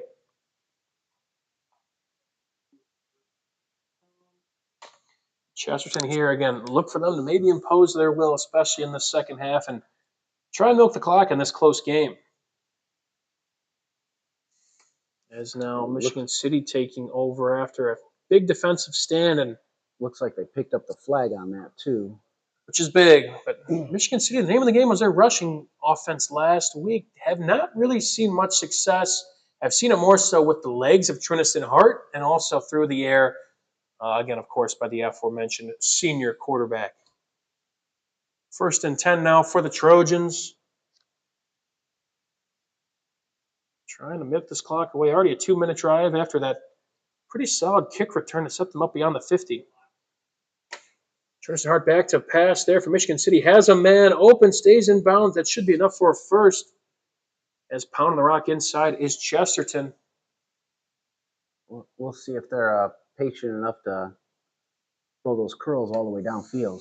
Tuning back into the burial grounds, under a minute to go here between Crown Point and Lake Central. A couple more plays we'll show you, but this one is just about over in favor of the Bulldogs. Another fantastic performance by that defense, pitching a shutout pass. Looks to be incomplete there, and I imagine that might be the last or second to last play of the game. We'll get that final here shortly. Crown Point inside handoff on 2nd and 7. Breaks tackle and turns his legs for a few more yards. Yeah, looks like Crown Point will end up continuing the win streak against Lake Central. I don't think Lake Central's beat them since 2015. That checks out. End of the third at Viking Field, score 14-14. Ladies and gentlemen, you do not want to miss the final of that one. 2 games still left. Just about 2 games, we could say, at least on our screen now. 8 seconds left. Maybe one more play here for Lake Central. Back to pass. Ball is caught. Man is tackled, and Crown Point score is final. The first final on the Region Sports Network. They move to 4-0 after a 42-0 win over the Lake Central Indians. Another fantastic performance. Once again, Crown Point, clock in, clock out, move on to next week. Lake Central drops to, got them at, 2-2, not 1-3. and 1-1 in the conference. 4th and 1, 13 in the backfield. Watch out if you're Chesterton. Andrew Govea calling his number. Makes a man miss. Does he get enough? I think he does. That's the thing about Andrew Govea with Chesterton. He always just seems to fall forward. And in those 4th and 1 rolls, he's a guy you want in the backfield. Number one, another number one here. If they don't throw a flag for lineman downfield on that one. Kind of where I was getting with that. I don't even know if that was a design pass. Yeah, I said I don't see a flag, but looked like he was intended to hit that flare that was popping out there. Might have just been a broken play from the jump, but looks like we're going to bring out the sticks here. Justin, pull this one up. This will be a good camera shot here at Chesterton. I thought he initially got the first down. That second effort looked great. Yeah, I would venture to say that Valpo coaches weren't too happy with the officials after that play. And before we get the measurement here, the NFL made a big rule change that the kind of virtual. Have you seen that? To kind of eliminate the chain gang. Thoughts on that? I like it. Yeah, you like it. I kind of. It's almost similar to the automated strike zone. And a big play there for Michigan City. Tristan Hart making a play known again. A flag comes in late. That might be on the hit. And more importantly, at Chesterton, a big measurement here. Laporte defense all surrounded around. Ooh, I can't see. Move. I think Laporte's got the best view of it. They're saying he's short. And it's Laporte football. Wow. Good camera shot up there from Thomas Marsh, doing a great job. All crew on hand there. Joe Heinrich, a producer. Michael Bradner, of course, and Chris Fig round out the on-air crew over there. Had a great game at Chesterton Field. And another great game at Viking Field. Zach Snelly, our producer. Martin Murillo Jr. doing the camera. Doug Nelson pulling up big for us in the color roll. And Andrew Mild back in action once again. The voice of the Gary South Shore Railcats on play-by-play. Dual back set. Inside handoff there. Michigan City takes the lead to start the 4th quarter. There's the rushing game for the Wolves, and they strike out back in front. What a game here so far at Viking Field. We'll get a number on that because they got so many guys Michigan City does. Let's get our binoculars out. Maybe? I believe we got number 28. That might be, they have so many guys. We saw last week. They had nearly 300 rushing yards on the ground. That is number 28. That is the Portage transfer, Daquan Fields, who had a big week 1 opener against Hanover Central with a scoop and score, and also can make some noise in the backfield, as he does right there. 21-14 in favor of Michigan City. Potential upset brewing at Viking Field. Scoreboard update, our 4th game on the Region Sports Network. Feel free to tune in, your Maryville or Portage faithful, or just Region football faithful. 30-3 in favor of the Maryville Pirates. That is mid-3rd quarter. That is an audio-only broadcast. Flag coming in. I think that'll back them up. Reed Raymond on the carry. Laporte now potentially threatening here, trying again. 5-point game, but penalties, Matt. It's tale as old as time. Drive killers. Yep. That was a little obvious one there, too, with the tackle holding the defensive end. I guess what we'll see here, are they going to decline? Kind of ball in, 2nd and 10 area. Talked with head coach Mark Peterson. I think he'll back him up here. That's probably the right call. Make Portage throw the foot. Make Laporte throw the football. A scoreboard update. Portage scores a touchdown against Maryville. I believe that was Jordan McClatchy, from what we heard over there at Demery Stadium. 9-30, still in favor of the Pirates. Good to see Portage again. Just take those wins, kind of like we said on the tailgate show. It's tough sledding. That's an interception there. That is why you accept the penalty if you're Mark Peterson, to make Laporte throw. And again, a big turnover there. The takeaway from this Chesterton defense, number 19, will get a name and number attached to that, but a big turnover there. Big pressure by number 7. Looks like he came free off the edge. Aaron pass there, and now sets them up there at about the, see the Laporte. Aaron Svetlin coming in with another final here for our Strachan Vanto hometown scoreboard, something you'll see all throughout the night. We had 42-0. Was that correct? 40-7, thank you, in favor of the now 4-0 Hobart Brickies. They beat now the still winless Kankakee Valley Cougars. KV, a lot of graduating talent last year.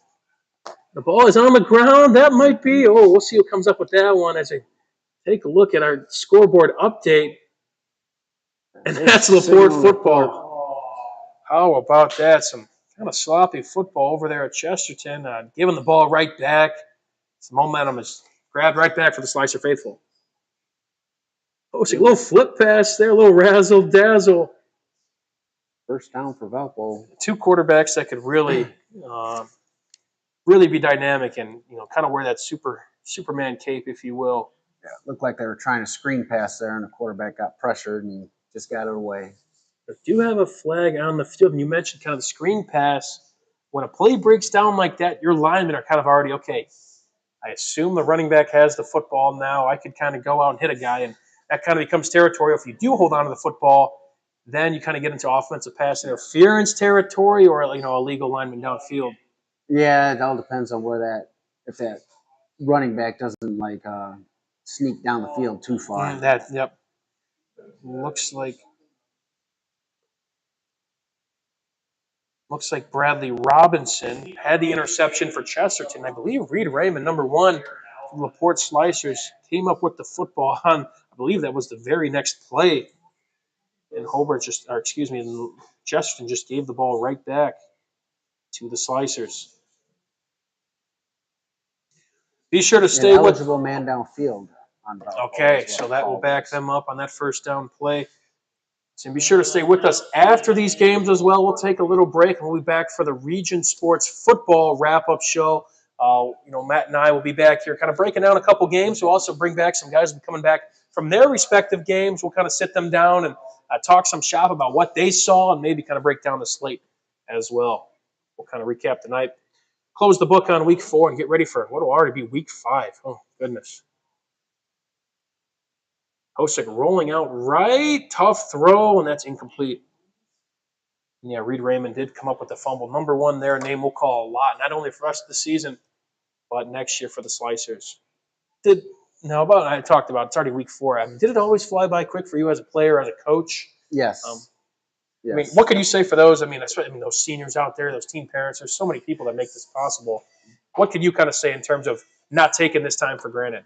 Yeah, you can't because you never know when it's going to end. Yeah. And a lot of these kids, unfortunately, they have the dreams of playing college ball. Right. And it's possibly not going to happen. Ooh, and hold on, man. Pick 6 for Chesterton. Seems like every time we talk, something big happens. Another. We had 3 turnovers in about 5 plays. We could call that. And Chesterton looks like he jumps the route there. We'll get the replay there. Great job by Joe Heinrich, doing a great job. And let's take a look at this one, Matt. Break this one down. Just pressure there. Steps up. Oh, looks like that was a previous play. But this here might we be go. it This here. might be it. Going back here. Some pressure and looks like somebody might have tipped it. Something, but that was out of his hand or something. I'll take that if you're Chesterton, and you need one of those big scores. What do we got there? Number 9, I think we got a number 9 or 8. We'll get a shout out on that, but that's Chesterton's second defensive score as well. We talked about Chesterton. Looks like Valpo punted, and that was number 8. I believe that was Lucas Anderson, a big time piece for the Trojan squad. If I stand correct, and Govea will bounce to the outside. 2-point conversion for Chesterton. 27-14 now in favor of the Trojans. No, but every season always seems to go by very quickly, and when you're an underclassman or whatever, it's always you lose or something. It's I got next year, but then when your senior year comes, it's very upsetting. Yeah. I mean, it's like even when you being a part of that '97 state championship team, even though we won state championship, you still feel some sadness and everything because it's done, it's over. Big piece of you just kind of leaves in terms of you spend all that time from all summer long and all that working at the one goal and you play college ball, right? If you're lucky enough or talented enough or a little bit of both to play college football, but it's something that does not kind of feel the same. It's night and day. It's a little never bit. the same because, you know, when you get to college sports, it's more of a job than it is. Yeah. Even at, you know, the Division III and NAIA level, it's still, yeah. When you're playing at that level, you love the game, but it's still a job.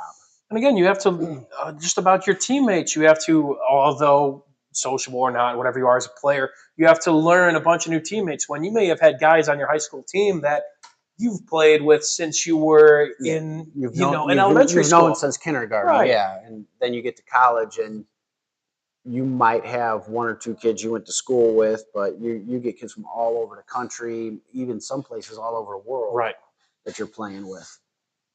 It's a special time for sure. A special time for us as well to give back to, of course, these great teams, these great athletes, and not only in just the sport of football, but the sport of, every high school sport around that we cover. And it's the beauty of it. Tuning back into Valparaiso, who now a 4th and 5. Actually, no, I'd consider that a 4th and 3, 4th and looks 2. like that guy's lined up off sides. I must say, they're going to punt this one? I was going to say, that looked close there. A good kick there. How can Michigan City cover? Makes a man miss, tries to bounce back inside. A solid return there. Watch out. Stiff arms a man. Ooh. Impressive work there. Good return. A close game here. Valparaiso defense stands tall. Another final alert. 21-7. The Andrean 59ers take care of business. A little bit of a closer game than probably many anticipated. But nonetheless, Andrean now moves to, that'll be 3-1. Munster drops to 0-4. Andrean undefeated in the conference. 2-0 up there with the Hobart Brickies as the undefeated teams in the conference. And then whoever the winner of who we got to get a score for. What is the score? Lowell and Hanover. Is that 28-20 in favor? As we say, a touchdown. Lowell 34-20 in favor of the Red Devils. That is in the 4th quarter, it looks like. Good one brewing over there.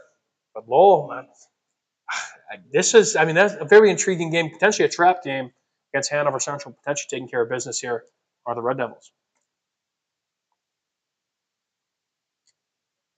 Yeah, the Red Devils are going to be a problem in the playoffs. I'd say so. Again, that 4A sectional where it's like New Prairie has been kind of that team. Yeah, and now you lose your leader. They got a good guy over there. And New Prairie's down a little bit compared to what they have been in the past. Big run. Oh, fumble. Oh, and I think a ball popped out, and Michigan City recovers. Are you kidding me? Turnovers tonight, Matt. What is going on? All around. Laporta's seen a couple. Penzio throw it deep. That over the outstretched hands. Valparaiso turns the ball over. Ball just popped out. Michigan City, this is a defense that forces a lot of turnovers, makes a lot of electrifying, splash plays. And once again, now 7:36, you get the ball back. If you get a first down here, milk that clock maybe to under 4. You're kind of in the driver's seat here, Matt. Oh yeah, you can get a field goal out of this, and you can pretty much put the game away. No doubt about it. Scoreboard update on the Region Sports Network. 37-10 now. Maryville scored not too long ago.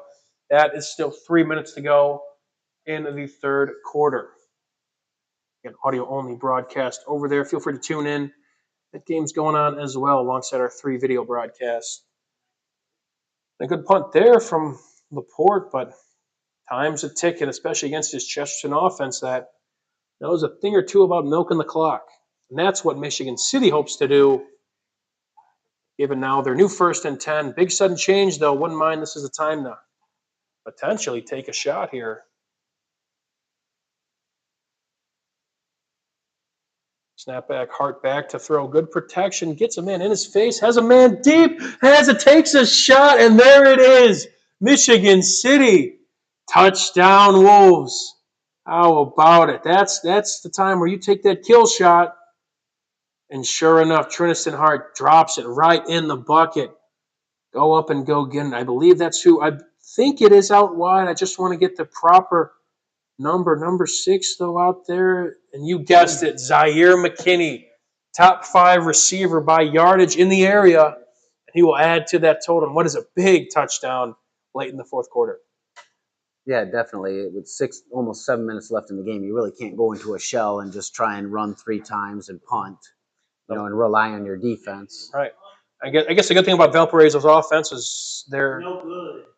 Yeah, that's they, a it big looked like they blocked the PAT. that's a big miss there. 27-14 as we take to a break over there. But about this Valparaiso offense, at least they could have those splash plays and those chunk plays that, hey, although it's a 13-point deficit, they could kind of cut this into a short drive, maybe put together a pretty quick scoring drive and give themselves another chance. Right, and good thing about Michigan City is you got to be thinking, pin your ears back and go because Valpo's going to be throwing the ball. I'm sure this is a fun time to be a DB. Yeah. Yep. Or a linebacker too with the blitzes Right, and stuff right. like that. Try and get home. Free for all, no responsibilities, just go get the quarterback. Yes, sir. Time out there at Chesterton. Looking at some of our scores as we welcome you back into the Athletic Performance Factory here for RSNZONE. Whiting up 26-0, I believe I saw at the half. Was that correct? Highland's up 32-20. Highland, what a game over there. Calumet jumped out in front. Highland had the lead at half and has sprung back out in front 32-22. We mentioned that Crown Point final, fantastic performance. I'm sure we'll talk with Jay Simmons, who was on the color call over there later. I'm sure he'll stop back in the Athletic Performance Factory. Big shout out to the crew up there, putting together a great stream. Griffith, 49-0 over there against Boone Grove. As we now gear up for a kickoff at Valparaiso.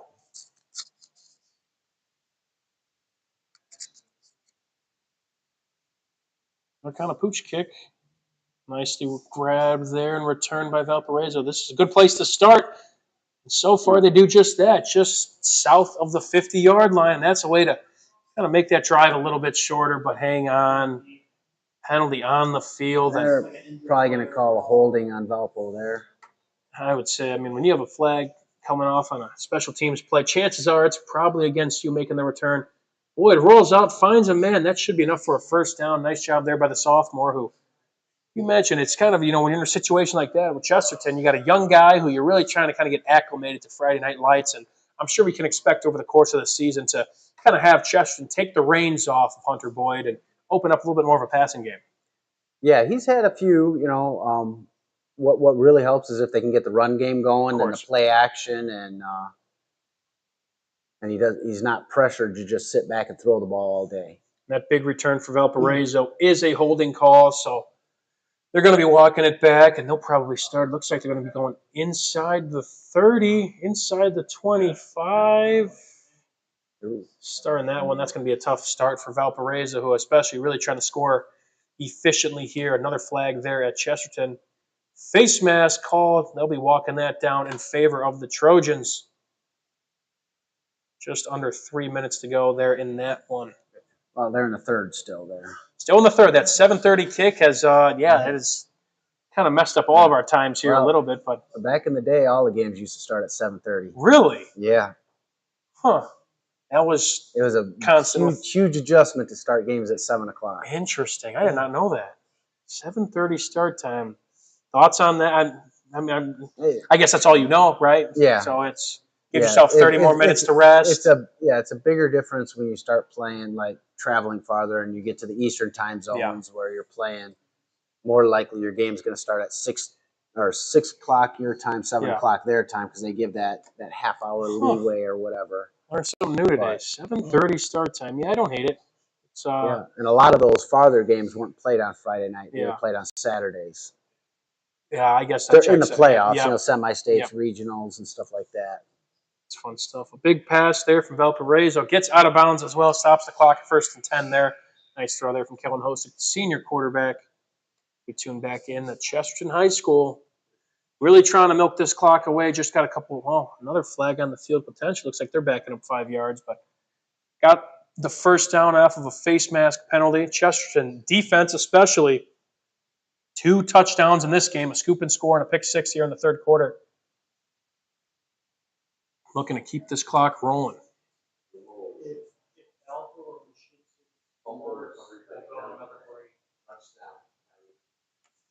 Deep ball there for Valparaiso. Man falls down, gets out of bounds as well. Stop the clock, and just like that, again, this team is back in business. Do not sleep on them just yet. Michigan City, I feel like here, again, What are your thoughts on kind of what do you do defensively as a team? Do you play softer coverage and give them beyond the sticks? You don't want to probably allow that where don't get beat deep. It's more of a don't get beat deep thing. You still got to play your defense and force them to do what they got. What you want to do. You can't stop blitzing and things like that, but you need to just don't get beat deep. You don't give up. If they're going to score, you make them take time off the clock and score. Hunter Boyd back to pass. That pass looks way out of line there. Got a little bit too much on that one. With 3rd and 9. 1st and 10 for Valparaiso after that pitch and catch. But we got a timeout on the field. Not sure you catch that at all, Justin. And it looks like a timeout. Stoppage of play. Potentially an injured player. We're not sure. Looks like Coach Cody French is coming out on the field. So potentially maybe somebody shaking up for Michigan City on that sideline. Yeah, it doesn't look like there's a timeout because no coaches are out in the huddles or anything like that. So a couple trainers. Number 11. Number 11 there for Michigan City. Hoping he's okay. Tony Fields is the name we got on the Michigan City roster. Looks like he's walking off the field fine, which is good. Another incomplete pass there. Looks like kind of a errant pass there for Lewis Raff. And now if you're Valpo, your coach, strategically, you probably call a play towards that substitute right there.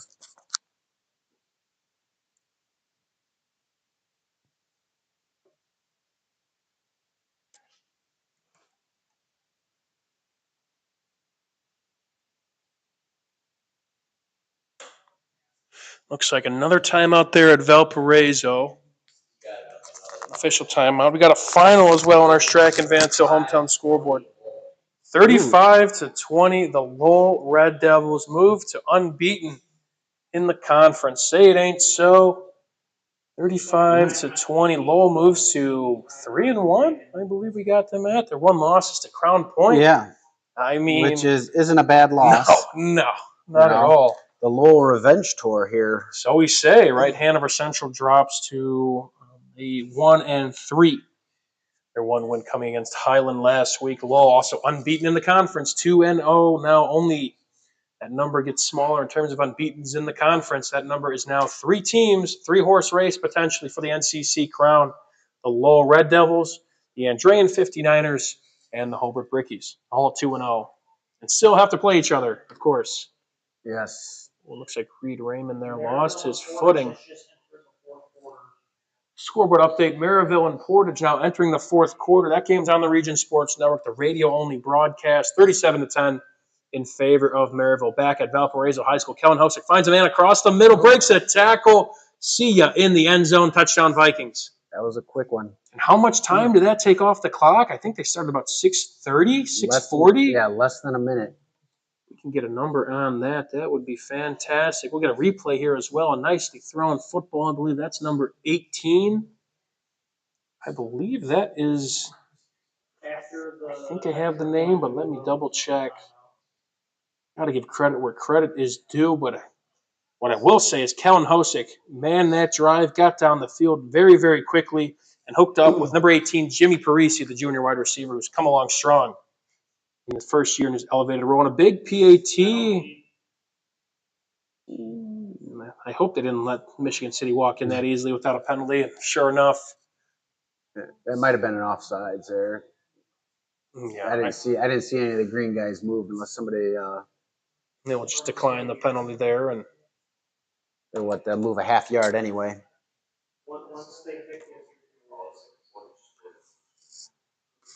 Snap is good, kick is good, a big kick now. They're making it 21-27, a 6-point game. You don't want to go away anytime soon. We'll be back here on RSN Zone on the Region Sports Network, the only game in town.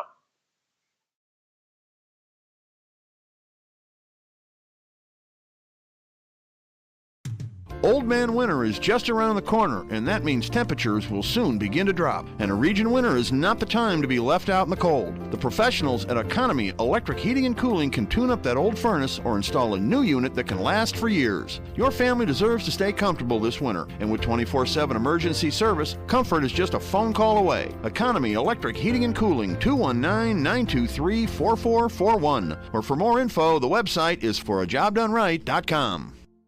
Earn while you learn from the best hands in the business. The Bricklayers Allied Craft Workers for Indiana, Kentucky Apprenticeship. That's right, this is a paid apprenticeship. I'm getting an education while learning a trade and getting paid for it. The thing that surprised me the most about this apprenticeship program is the respect I have received after the proper time and training. Classes start soon, so apply now. There are training centers throughout Indiana and Kentucky. We are the Bricklayers and Allied Craft Workers for Indiana, Kentucky Apprenticeship. The best hands in the business. Flip the switch, a light turns on. Press the button, machines and instruments come to life. Touch the screen, communicate with the world. Simple tasks, guaranteed results, every second of every day. That's the power of power. And that's the power brought to you by the NECA contractors and electrical workers of Local 531. Calling all current and future homeowners in the Northwest Indiana area. Whether you're buying or selling, Brent Wright is here to make your real estate journey smooth and successful. With years of experience, personalized service, and a deep knowledge of the market, Brent will help you find the perfect place or get the best deal for your property. Call today at 219-406-7195 and take the first step toward your real estate goals. Contact Brent Wright, the right way to buy and sell real estate. The Athletic Performance Factory is Northwest Indiana's premier athletic training center. The 40,000 square foot state-of-the-art facility features batting cages, a sand training room, a new outdoor turf infield, and so much more. Check out the facility for one of their daily classes at 3150 45th Street in Highland. Interested in signing up for team workouts or individual lessons? Check out their website at trainapf.com or contact them at 219-750-1087. Athletic Performance Factory, where athletes are made. Blythe's Team Sports in Valparaiso is a leader in athletics apparel and equipment sales. With in-house production including screen printing, trophies, embroidery, and more, Blythe's can help you to create the perfect look. For more information, visit them online at teamblythes.com. Blythe's Team Sports in Valparaiso, where the athletes shop.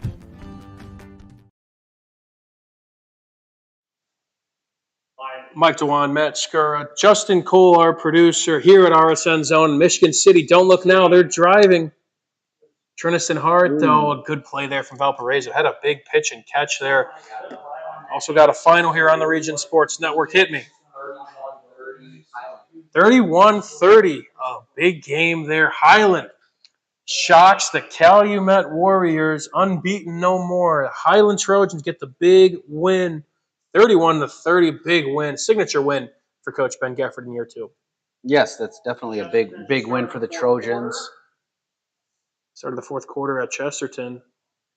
Yeah, I mean, he's the guy for the job. Griffith guy, you would know. Yeah. Did a lot of great things with that Griffith program, of course. Right, as well. he did. He was there. He brought him back from the dead. Now he's hoping to do the same with the Highland Trojans, and that's a good place to start. 2-2 record now for Highland. Played Hanover Central fairly well last week, despite the loss. Yeah, they'll have 3 tough games in the NCC with Andre and Hobart and Lowell. Right. But, you can definitely winnable game against KV. Battle of the Bridge coming up. You guys know where I stand on that one. I'm hoping the Bridge stays what it was last year, but rooting for Ben Gafford, of course. I'll have to do his thing most of the time. But that's always one of the better rivalries. Is that a catch there? No way. Ooh. You might have clicked a foot, and looks like the ref is asking for the football. Third down, third and short. 3rd and 14, a big call here. I think you have to go for it. Got to have it. Oh, fourth and short. Yeah. I don't know. It's a tough choice. You can pin them or go for it. He's been moving the ball lately. I don't know if it really matters. No, I hear you, right? And you want to try and limit, Valpo's chances to score. Valpo 2 timeouts, as well. If you could really pick up this first, keep the clock going now down to 4:25. Yeah. This could be the ball game here. Inside give. No, he might. Second effort. The initial spot says no. Guess we'll wait and see. But the initial spot, the referee coming in from the far side, looks like they had him at. And Valparaiso celebrating like they stuffed him. And I think they did, Matt. What a play. Ben, don't break there. Yeah, it almost looked like the line wasn't really set for Michigan City when the quarterback snapped the ball. And Just inside zone, right? Just try to get, fall forward, get a yard. Not so fast, say the Vikings. Honestly, I don't know. I may have tried to draw Vikings offside, run the clock down, get a timeout there, and get your best running play. Yeah, interested to see where the play clock was, but if they had some time to spare, I'd definitely like to run. Get your best play, get your best personnel in there. You're definitely at the point where you can play the clock games. No, Valpo, a real chance to not only tie, but even better chance to win this game. Michigan City has had so many of these one-score matches last year, and most of them resulted out of their favor. They want to try and close this one here tonight against a top 5 team in the Valparaiso Vikings. Yep, Valpo's in 4-down territory now, so. At Chesterton, 4th and 3 now, 10 minutes to go. Looks like we've got a timeout on the field, so we'll keep it here at Viking Stadium, Viking Field. A little bit of both, maybe. Hosick, back to pass. Trying to find steps in the pocket. That ball is caught. A little bit of a lollipop throw there. Got Jimmy Parisi, and he was wide open. Looked like he was almost throwing that away, or maybe had some pressure in his face. Yeah. Looks like he might have got his arm hit or something, but there was not a wolf in sight on that one. Stood in the pocket and made some magic happen. Now in enemy territory. 4th and 3 here for Chesterton. If we could tune into that one. Low snap for Boyd. Looking to find him. Oh, across the middle. Touchdown. That's going to be a walk-in touchdown for Lewis Raffin. I mean, a broken coverage there. It might have been some sort of rub route when you got a man across the field that wide open. Yeah, it looked like a little post route. There we go. Here's a replay. Take a look at the bottom of your screen there. Number 15 there. Let's see the route concept. Looks like, just kind of an out, and you got the slant running with you. And nobody switched. We'll take it. Chesterton blows this one open now, 33-14. Now tuning back into Valparaiso High School. 27-21, a great one brewing up there. 2nd and 9 now, 3:32 to go. Yep. Got the audio rolling for our multi-view as well. Hosick back to pass. Deep ball. Watch out. Jump ball. Oh. Too far. Miscommunication. You still got your full playbook, though, for Valpo. Right. So, 2 plays here. You got plenty of time. 4-down territory. What do you like here? Try and cut this in half, or you don't want to maybe try and get it all back, right? You need 9. Yeah. 2 plays here disposal. If the D-line's pinning their ears back, you might want to see a screen or something here. Maybe there's a draw, kind of in something we've talked about before. I guess we will find out. 3rd and 9, man in motion. Looks like that's Parisi. Snap is Hosick. Steps up in the pocket, finds a man wide open, 1st down. And a great ball, good pitch and catch there. I believe that is Lovig. Once again, has a touchdown here already. And Hosick making magic happen. Seems like 3rd down. These quarterbacks, man, that's when they're at their best. As a defensive coach and everything, I've always hated this point in the game where the coaches decide just to sit back and let them throw underneath and whatever, that prevent defense. Make them get comfortable. Yeah, you got to put pressure on the quarterback. If they got 5 blocking, you got to rush 6. Playing not to lose almost as well. 1st and 10 now, 3 minutes to go. Hosick back to pass. Going to find someone on the right side. Flag on the field. An indication is this is some form of hold or defensive pass interference. And Valparaiso looks like the early indication from the referee. That is the case. Valpo really knocking on the door. 34-14 back at Chesterton for a Quintel kickoff. 10:24 to go. Trojans looking to take care of business there. Scoreboard update from our 4th game on the Region Sports Network. Maryville up 44-16, cruising to a big bounce back win to get back to 500.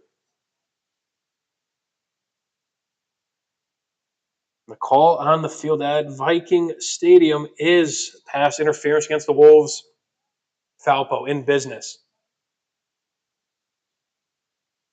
Yeah, I don't think. I think all the top 4 teams have won already today. At Crown Point, that one final 42-0. Number 2, Hobart 40-7.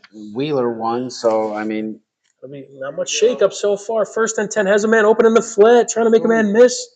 Gain of about 8. Good tackle there from Michigan City. Jimmy Parisi, once again, a name that's been called all night over there at Valparaiso. Ooh, a little bit of A little counter there. hit the B button there. Spin move for Rita Raymond. Another one. Look at him go. He is super fun to watch, I must say. If there's a bright spot to this LaPorte team so far, it's been the play of the junior running back Reed Raymond. Do it all guy too. Back to Valpo. 2nd and 4 now. 2 minutes to go. Man motion out wide. Watch out for Hosick's legs. But gonna throw it into the flat, just over the outstretched arms there. Just sailed high on him. I don't know. You could try and slip a run in here. See what you get. They're pinning their ears back because they know Valpo's going to throw. Right. 3rd and 4. What do you like here on this? I mean, you got 2 downs to get 4 yards. Maybe a hard count here, probably in the cards. Again, you hate to you hate to say you don't want to score too quickly, but you just need a touchdown. Kicking has been a little bit of an issue so far tonight for Michigan City. That's why they're up 6 and not 7 points. This time, Host is going to try and get a couple of those yards back. Yeah, see where he'll spot it. Very close. They're going to stop the clock. They're going to give him the first down there, and I think that's a good play call for Bill Marshall and Valparaiso. Yeah, 2 minutes to go. Now you got 6 yards to get. This is where you want to be if you're a Viking fan. Scoreboard update. Final West Central 154 to 14. Ooh. We have a final from Lake Station. You said 54 to 14 in favor of West Central. Lake Station led early in that one, correct? First and goal, Valpo. Could have been something different nonetheless. The Trojans maybe upset the Eagles, dethrone the Eagles. Undefeated no more. Ball gets away from Hosick. Just got to eat it up now, and that is a killer. Pretty much a sack. There looked to be a quarterback draw once again. Took his hand off the football, took his eyes off the ball, if you will. Pretty much a quarterback sack there. It looks like Bill Marshall's going to burn a timeout. A killer, Matt. Yeah. Killer. Focus. They're going to take a timeout. Rolling out here is Aiden Penziel trying to make something happen. Looks like he will. Takes a big hit there. Valparaiso will burn a timeout. Yeah. I think LaPorte. That's tough for a high school quarterback to roll out to their left and try and turn those shoulders without getting deeper. Brutal. Now 4th and 4 is the down and distance. Just about 8.5 minutes to go there in that one. A couple more finals rolling in. We'll get that all to you as the night progresses. But some good games coming down to the wire here on the Region Sports Network. What better time than now? Hammond Central and Indianapolis Shortridge knotted up at 18. That game's in the 4th. 4th and 7 now for LaPorte, trying to find a man. Yeah. I think he got it. Shortridge gets on the board, breaks that tie we just mentioned, 24 to 18. Thank you, Aaron. That game being played at Hammond Central. A free rusher. Oh. Luckily, the ball gets out of harm's way, dialing up the blitzes. Like you said here, this is the time you especially want to make some plays. Got home there, ruffled the feathers of Kellen Hosick. Yeah, don't let him sit comfortably in the pocket for these last 2 downs. No, especially, again, 3rd and goal. I mean, you're kind of almost playing at the goal line here. Looks like Valparaiso. No, Michigan City will take a timeout. Chess match here. Moving over to Chesterton. LaPorte after that first down. Penziel back to drop. Clean pocket. May have a man down the seam. Just over the arms. Good coverage there by Chesterton. All right, and the latest score we have for the Oilers, 26-0 over Calumet Christian. That was a halftime score, so definitely subject to change. Thomas Knight hopefully cruising to his 2nd victory as the interim head coach of Whiting football. Fantastic, festivities going on there last week. Jeff Kane was honored, had the stadium named in his honor. The Hall of Fame, Indiana Football Hall of Fame head coach, Ray P. Gallivan Field is what the stadium was named after. Now it's named in his honor for the field. Jeff Kane Stadium. Cool stuff. LaPorte stepping up in the pocket. Hit kind of high there near the head and neck area. No call there. Gain of about 2. But more importantly, a 3rd and goal here at Valparaiso. Got to have some of it. Hosick back to drop. Clean pocket. Finds a man short. Oh, he might have had him there, Matt. If they had a very favorable matchup on the top of the screen there with 14 because there was nobody in that zone. Looks like just strictly man coverage there for Michigan City. We got the double box rolling. Looks like a timeout there. Valparaiso's last. So this will be the ball game here. 4th and goal. What a game on the Region Sports Network. Checking back in at Chesterton High School. 34-14. Enzio back to pass. Going to step up in the pocket. Try to make something happen. Makes a man miss. Good move. Bring up a 4th and manageable. I would, for Valpo coach, if let's bring it back. What do you like? If Michigan City plays that same type of defense, I'd probably put my best wide receiver solo and try and run a post or something if they got nobody in the middle of the field. Should be an interesting call here. Again, Valparaiso, they do have some tricks up their sleeve. We saw a Philly special for them last year in an overtime winner against Chesterton. But again, when you're at the 15-ish yard line, you got to get something to the end zone. In Michigan City, I think here you got to put pressure on them. Yeah. Get to them. Don't be conservative. I like it. Yeah. Looking at the line already. I mean, if you have faith in your defensive backs, you got to put pressure on them and not let him sit back there. Double box for now. We'll tune into the 4th and 4 for Laporte. Pass is incomplete. All right, let's take a look at that Valparaiso game. 4th and goal. Got to have it if you're the Vikings. Hosick rolls out. Deep ball. Incomplete. Michigan City is going to walk into Viking Field and win one of those one-score games that they just could not get under their belt last year. Put some pressure on them, like you said, Matt. Great call there in Michigan City. What a performance! Yeah, they look very impressive. Deep ball, good deep ball from Hart. Just heroics. I mean, just had a great. I mean, it was a game, a couple turnovers, just where that pendulum just swings, and it really kind of came to who's going to hang their head higher. Very emotional game. Highs and lows and turnovers. Who's going to be the team that responds? And from what we see, it might be Michigan City. So Michigan City just put themselves. Now we're looking ahead, top 10. Yeah, what are we? Yeah, I mean they can move up. Top 5 win. Yeah, top 3 in the top 5 win. You're now top 3 in the conference. Wheeler. We'll get the final on that. Steal one. I mean. Wheeler was cruising last time we saw. They were that 6th spot. I mean, this is a big win for Michigan City, who has not beaten Valpo for a couple years. Yeah, I mean, I could see them jumping Wheeler just because they beat a top 5 team, and I must say, Wheeler. I mean, as great as they played, their schedule so far, Bishop Noll's still a rebuilding program. They beat South Central in the opening week. KV is still winless, which was a big win. Long pass there. Oh, looking for the kill shot there. Lewis Raff in there. Pretty good ball. A little bit underthrown for the sophomore, but probably one you want to reel in if you're Raffin. Yeah. But the story of the night, I would say, is the Michigan City Wolves, who take the final knee of the ball game. We got a final 27-21 in favor of the Wolves. What a ball game. Michigan City, don't look now, but 3-1, and more importantly, 2-0 in their conference. Valparaiso, now it's been a tough start for them in terms of schedule-wise, but an uncharacteristic 1-3 start for the Vikings. And what did we see there? Did we just see a one-handed pick there from Laporte? Stop it. Let's get a replay there. Here we go. Some big plays here all across the board. Boy, back to pass. Throw your ball. Come on now. Come on. We'll get a name for that. Number 32 there in white. That's the play of the night right there. That might be a little one-handed snag going up there. Another takeaway defense, especially 2 defensive guys on RSNZONE. All the defense is coming to play here tonight. Come on. I mean, who doesn't like that? Yeah, you don't see that a whole lot at the high school level.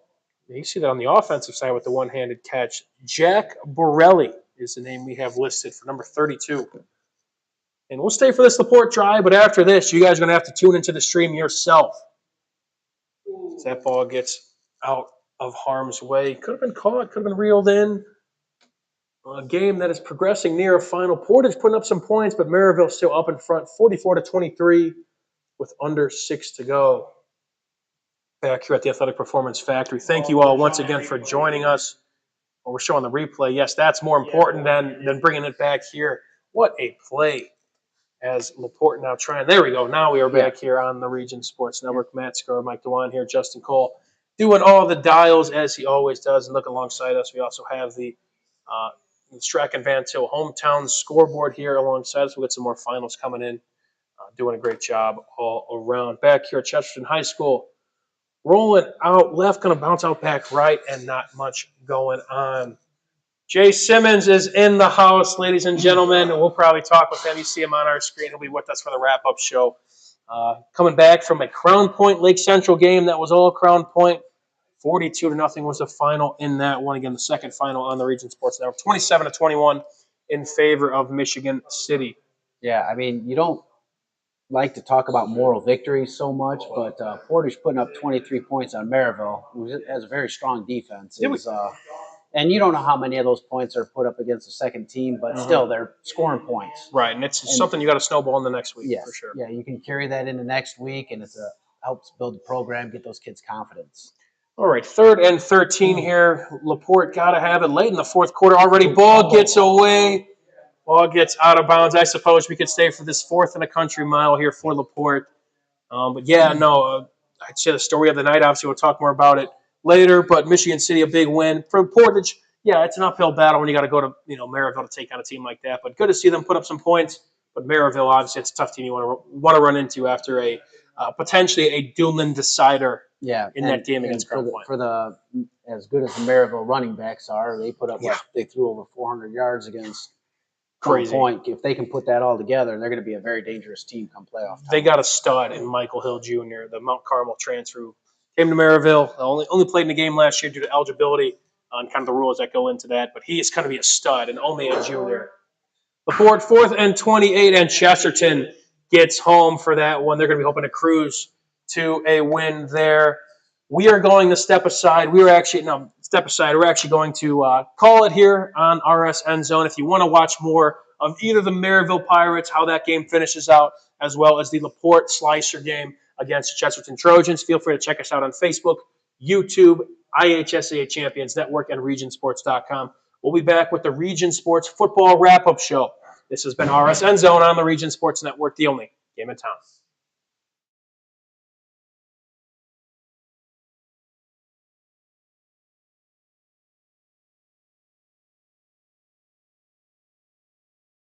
Hi, my name is Mark Machnick. I'm the owner of Mark Machnick CPA firm in Highland, Indiana on Kennedy Avenue. I've been working with Region Sports for years now. Started working with Chris years ago, just on some special projects, advertising here and there. After a while, kind of increased the advertising.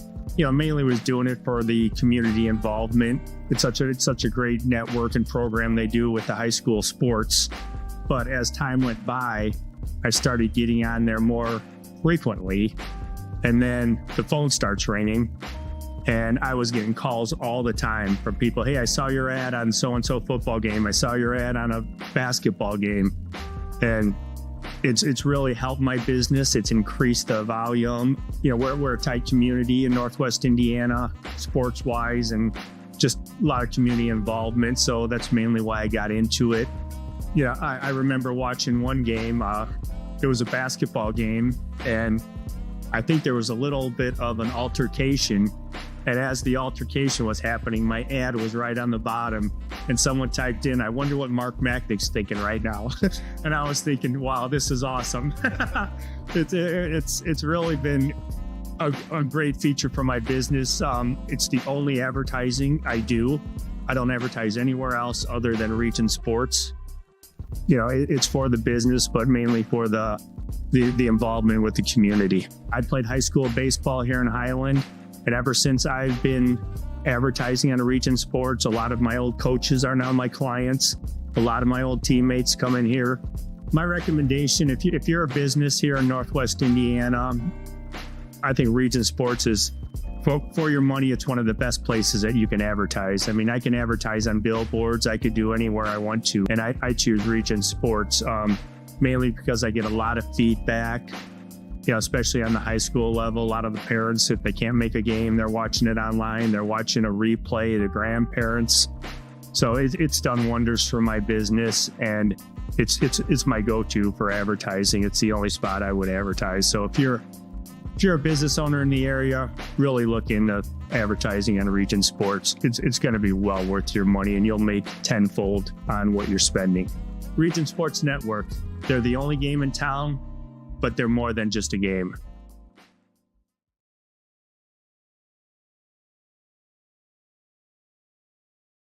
At Strachan Van Til, we believe grocery shopping should be simple. Now, shopping is easier than ever with our new and improved website. Find what you need fast.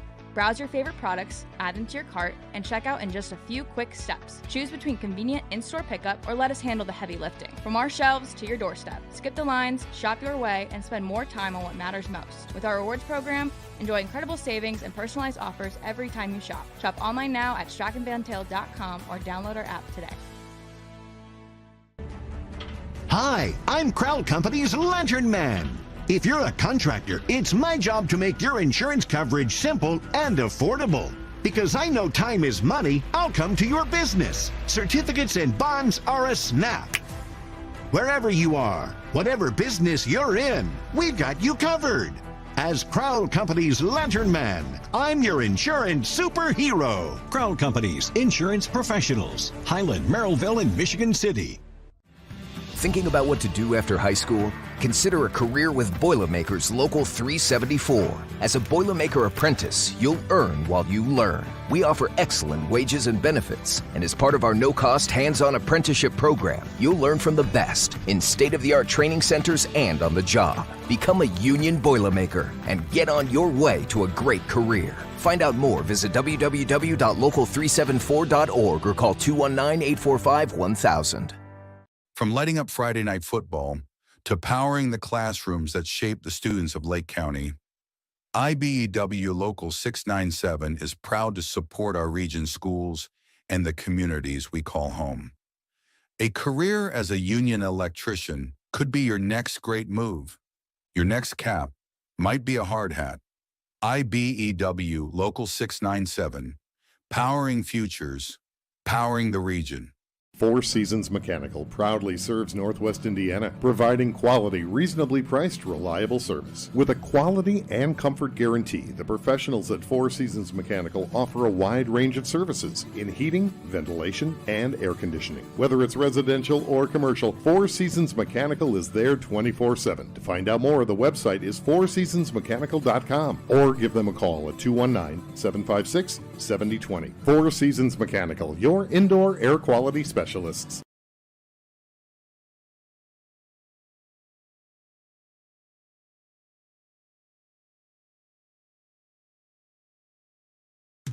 Old Man Winter is just around the corner, and that means temperatures will soon begin to drop. And a region winter is not the time to be left out in the cold. The professionals at Economy Electric Heating and Cooling can tune up that old furnace or install a new unit that can last for years. Your family deserves to stay comfortable this winter, and with 24/7 emergency service, comfort is just a phone call away. Economy Electric Heating and Cooling, 219-923-4441. Or for more info, the website is forajobdoneright.com.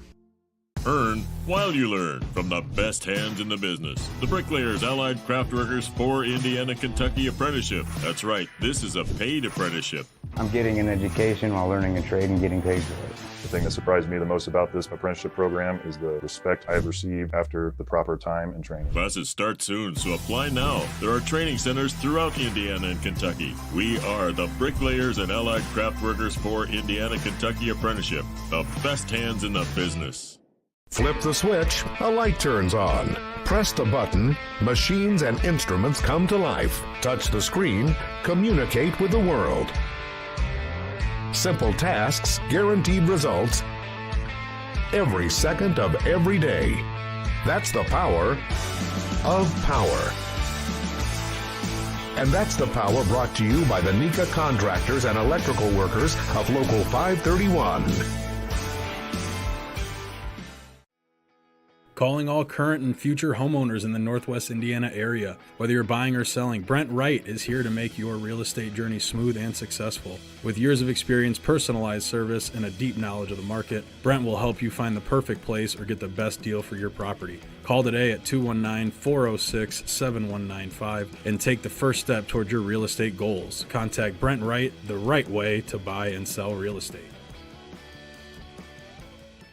The Athletic Performance Factory is Northwest Indiana's premier athletic training center. The 40,000 square foot state-of-the-art facility features batting cages, a sand training room, a new outdoor turf infield, and so much more. Check out the facility for one of their daily classes at 3150 45th Street in Highland. Interested in signing up for team workouts or individual lessons? Check out their website at trainapf.com or contact them at 219-750-1087. Athletic Performance Factory, where athletes are made.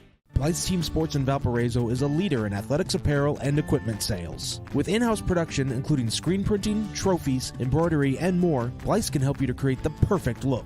For more information, visit them online at teamblythes.com.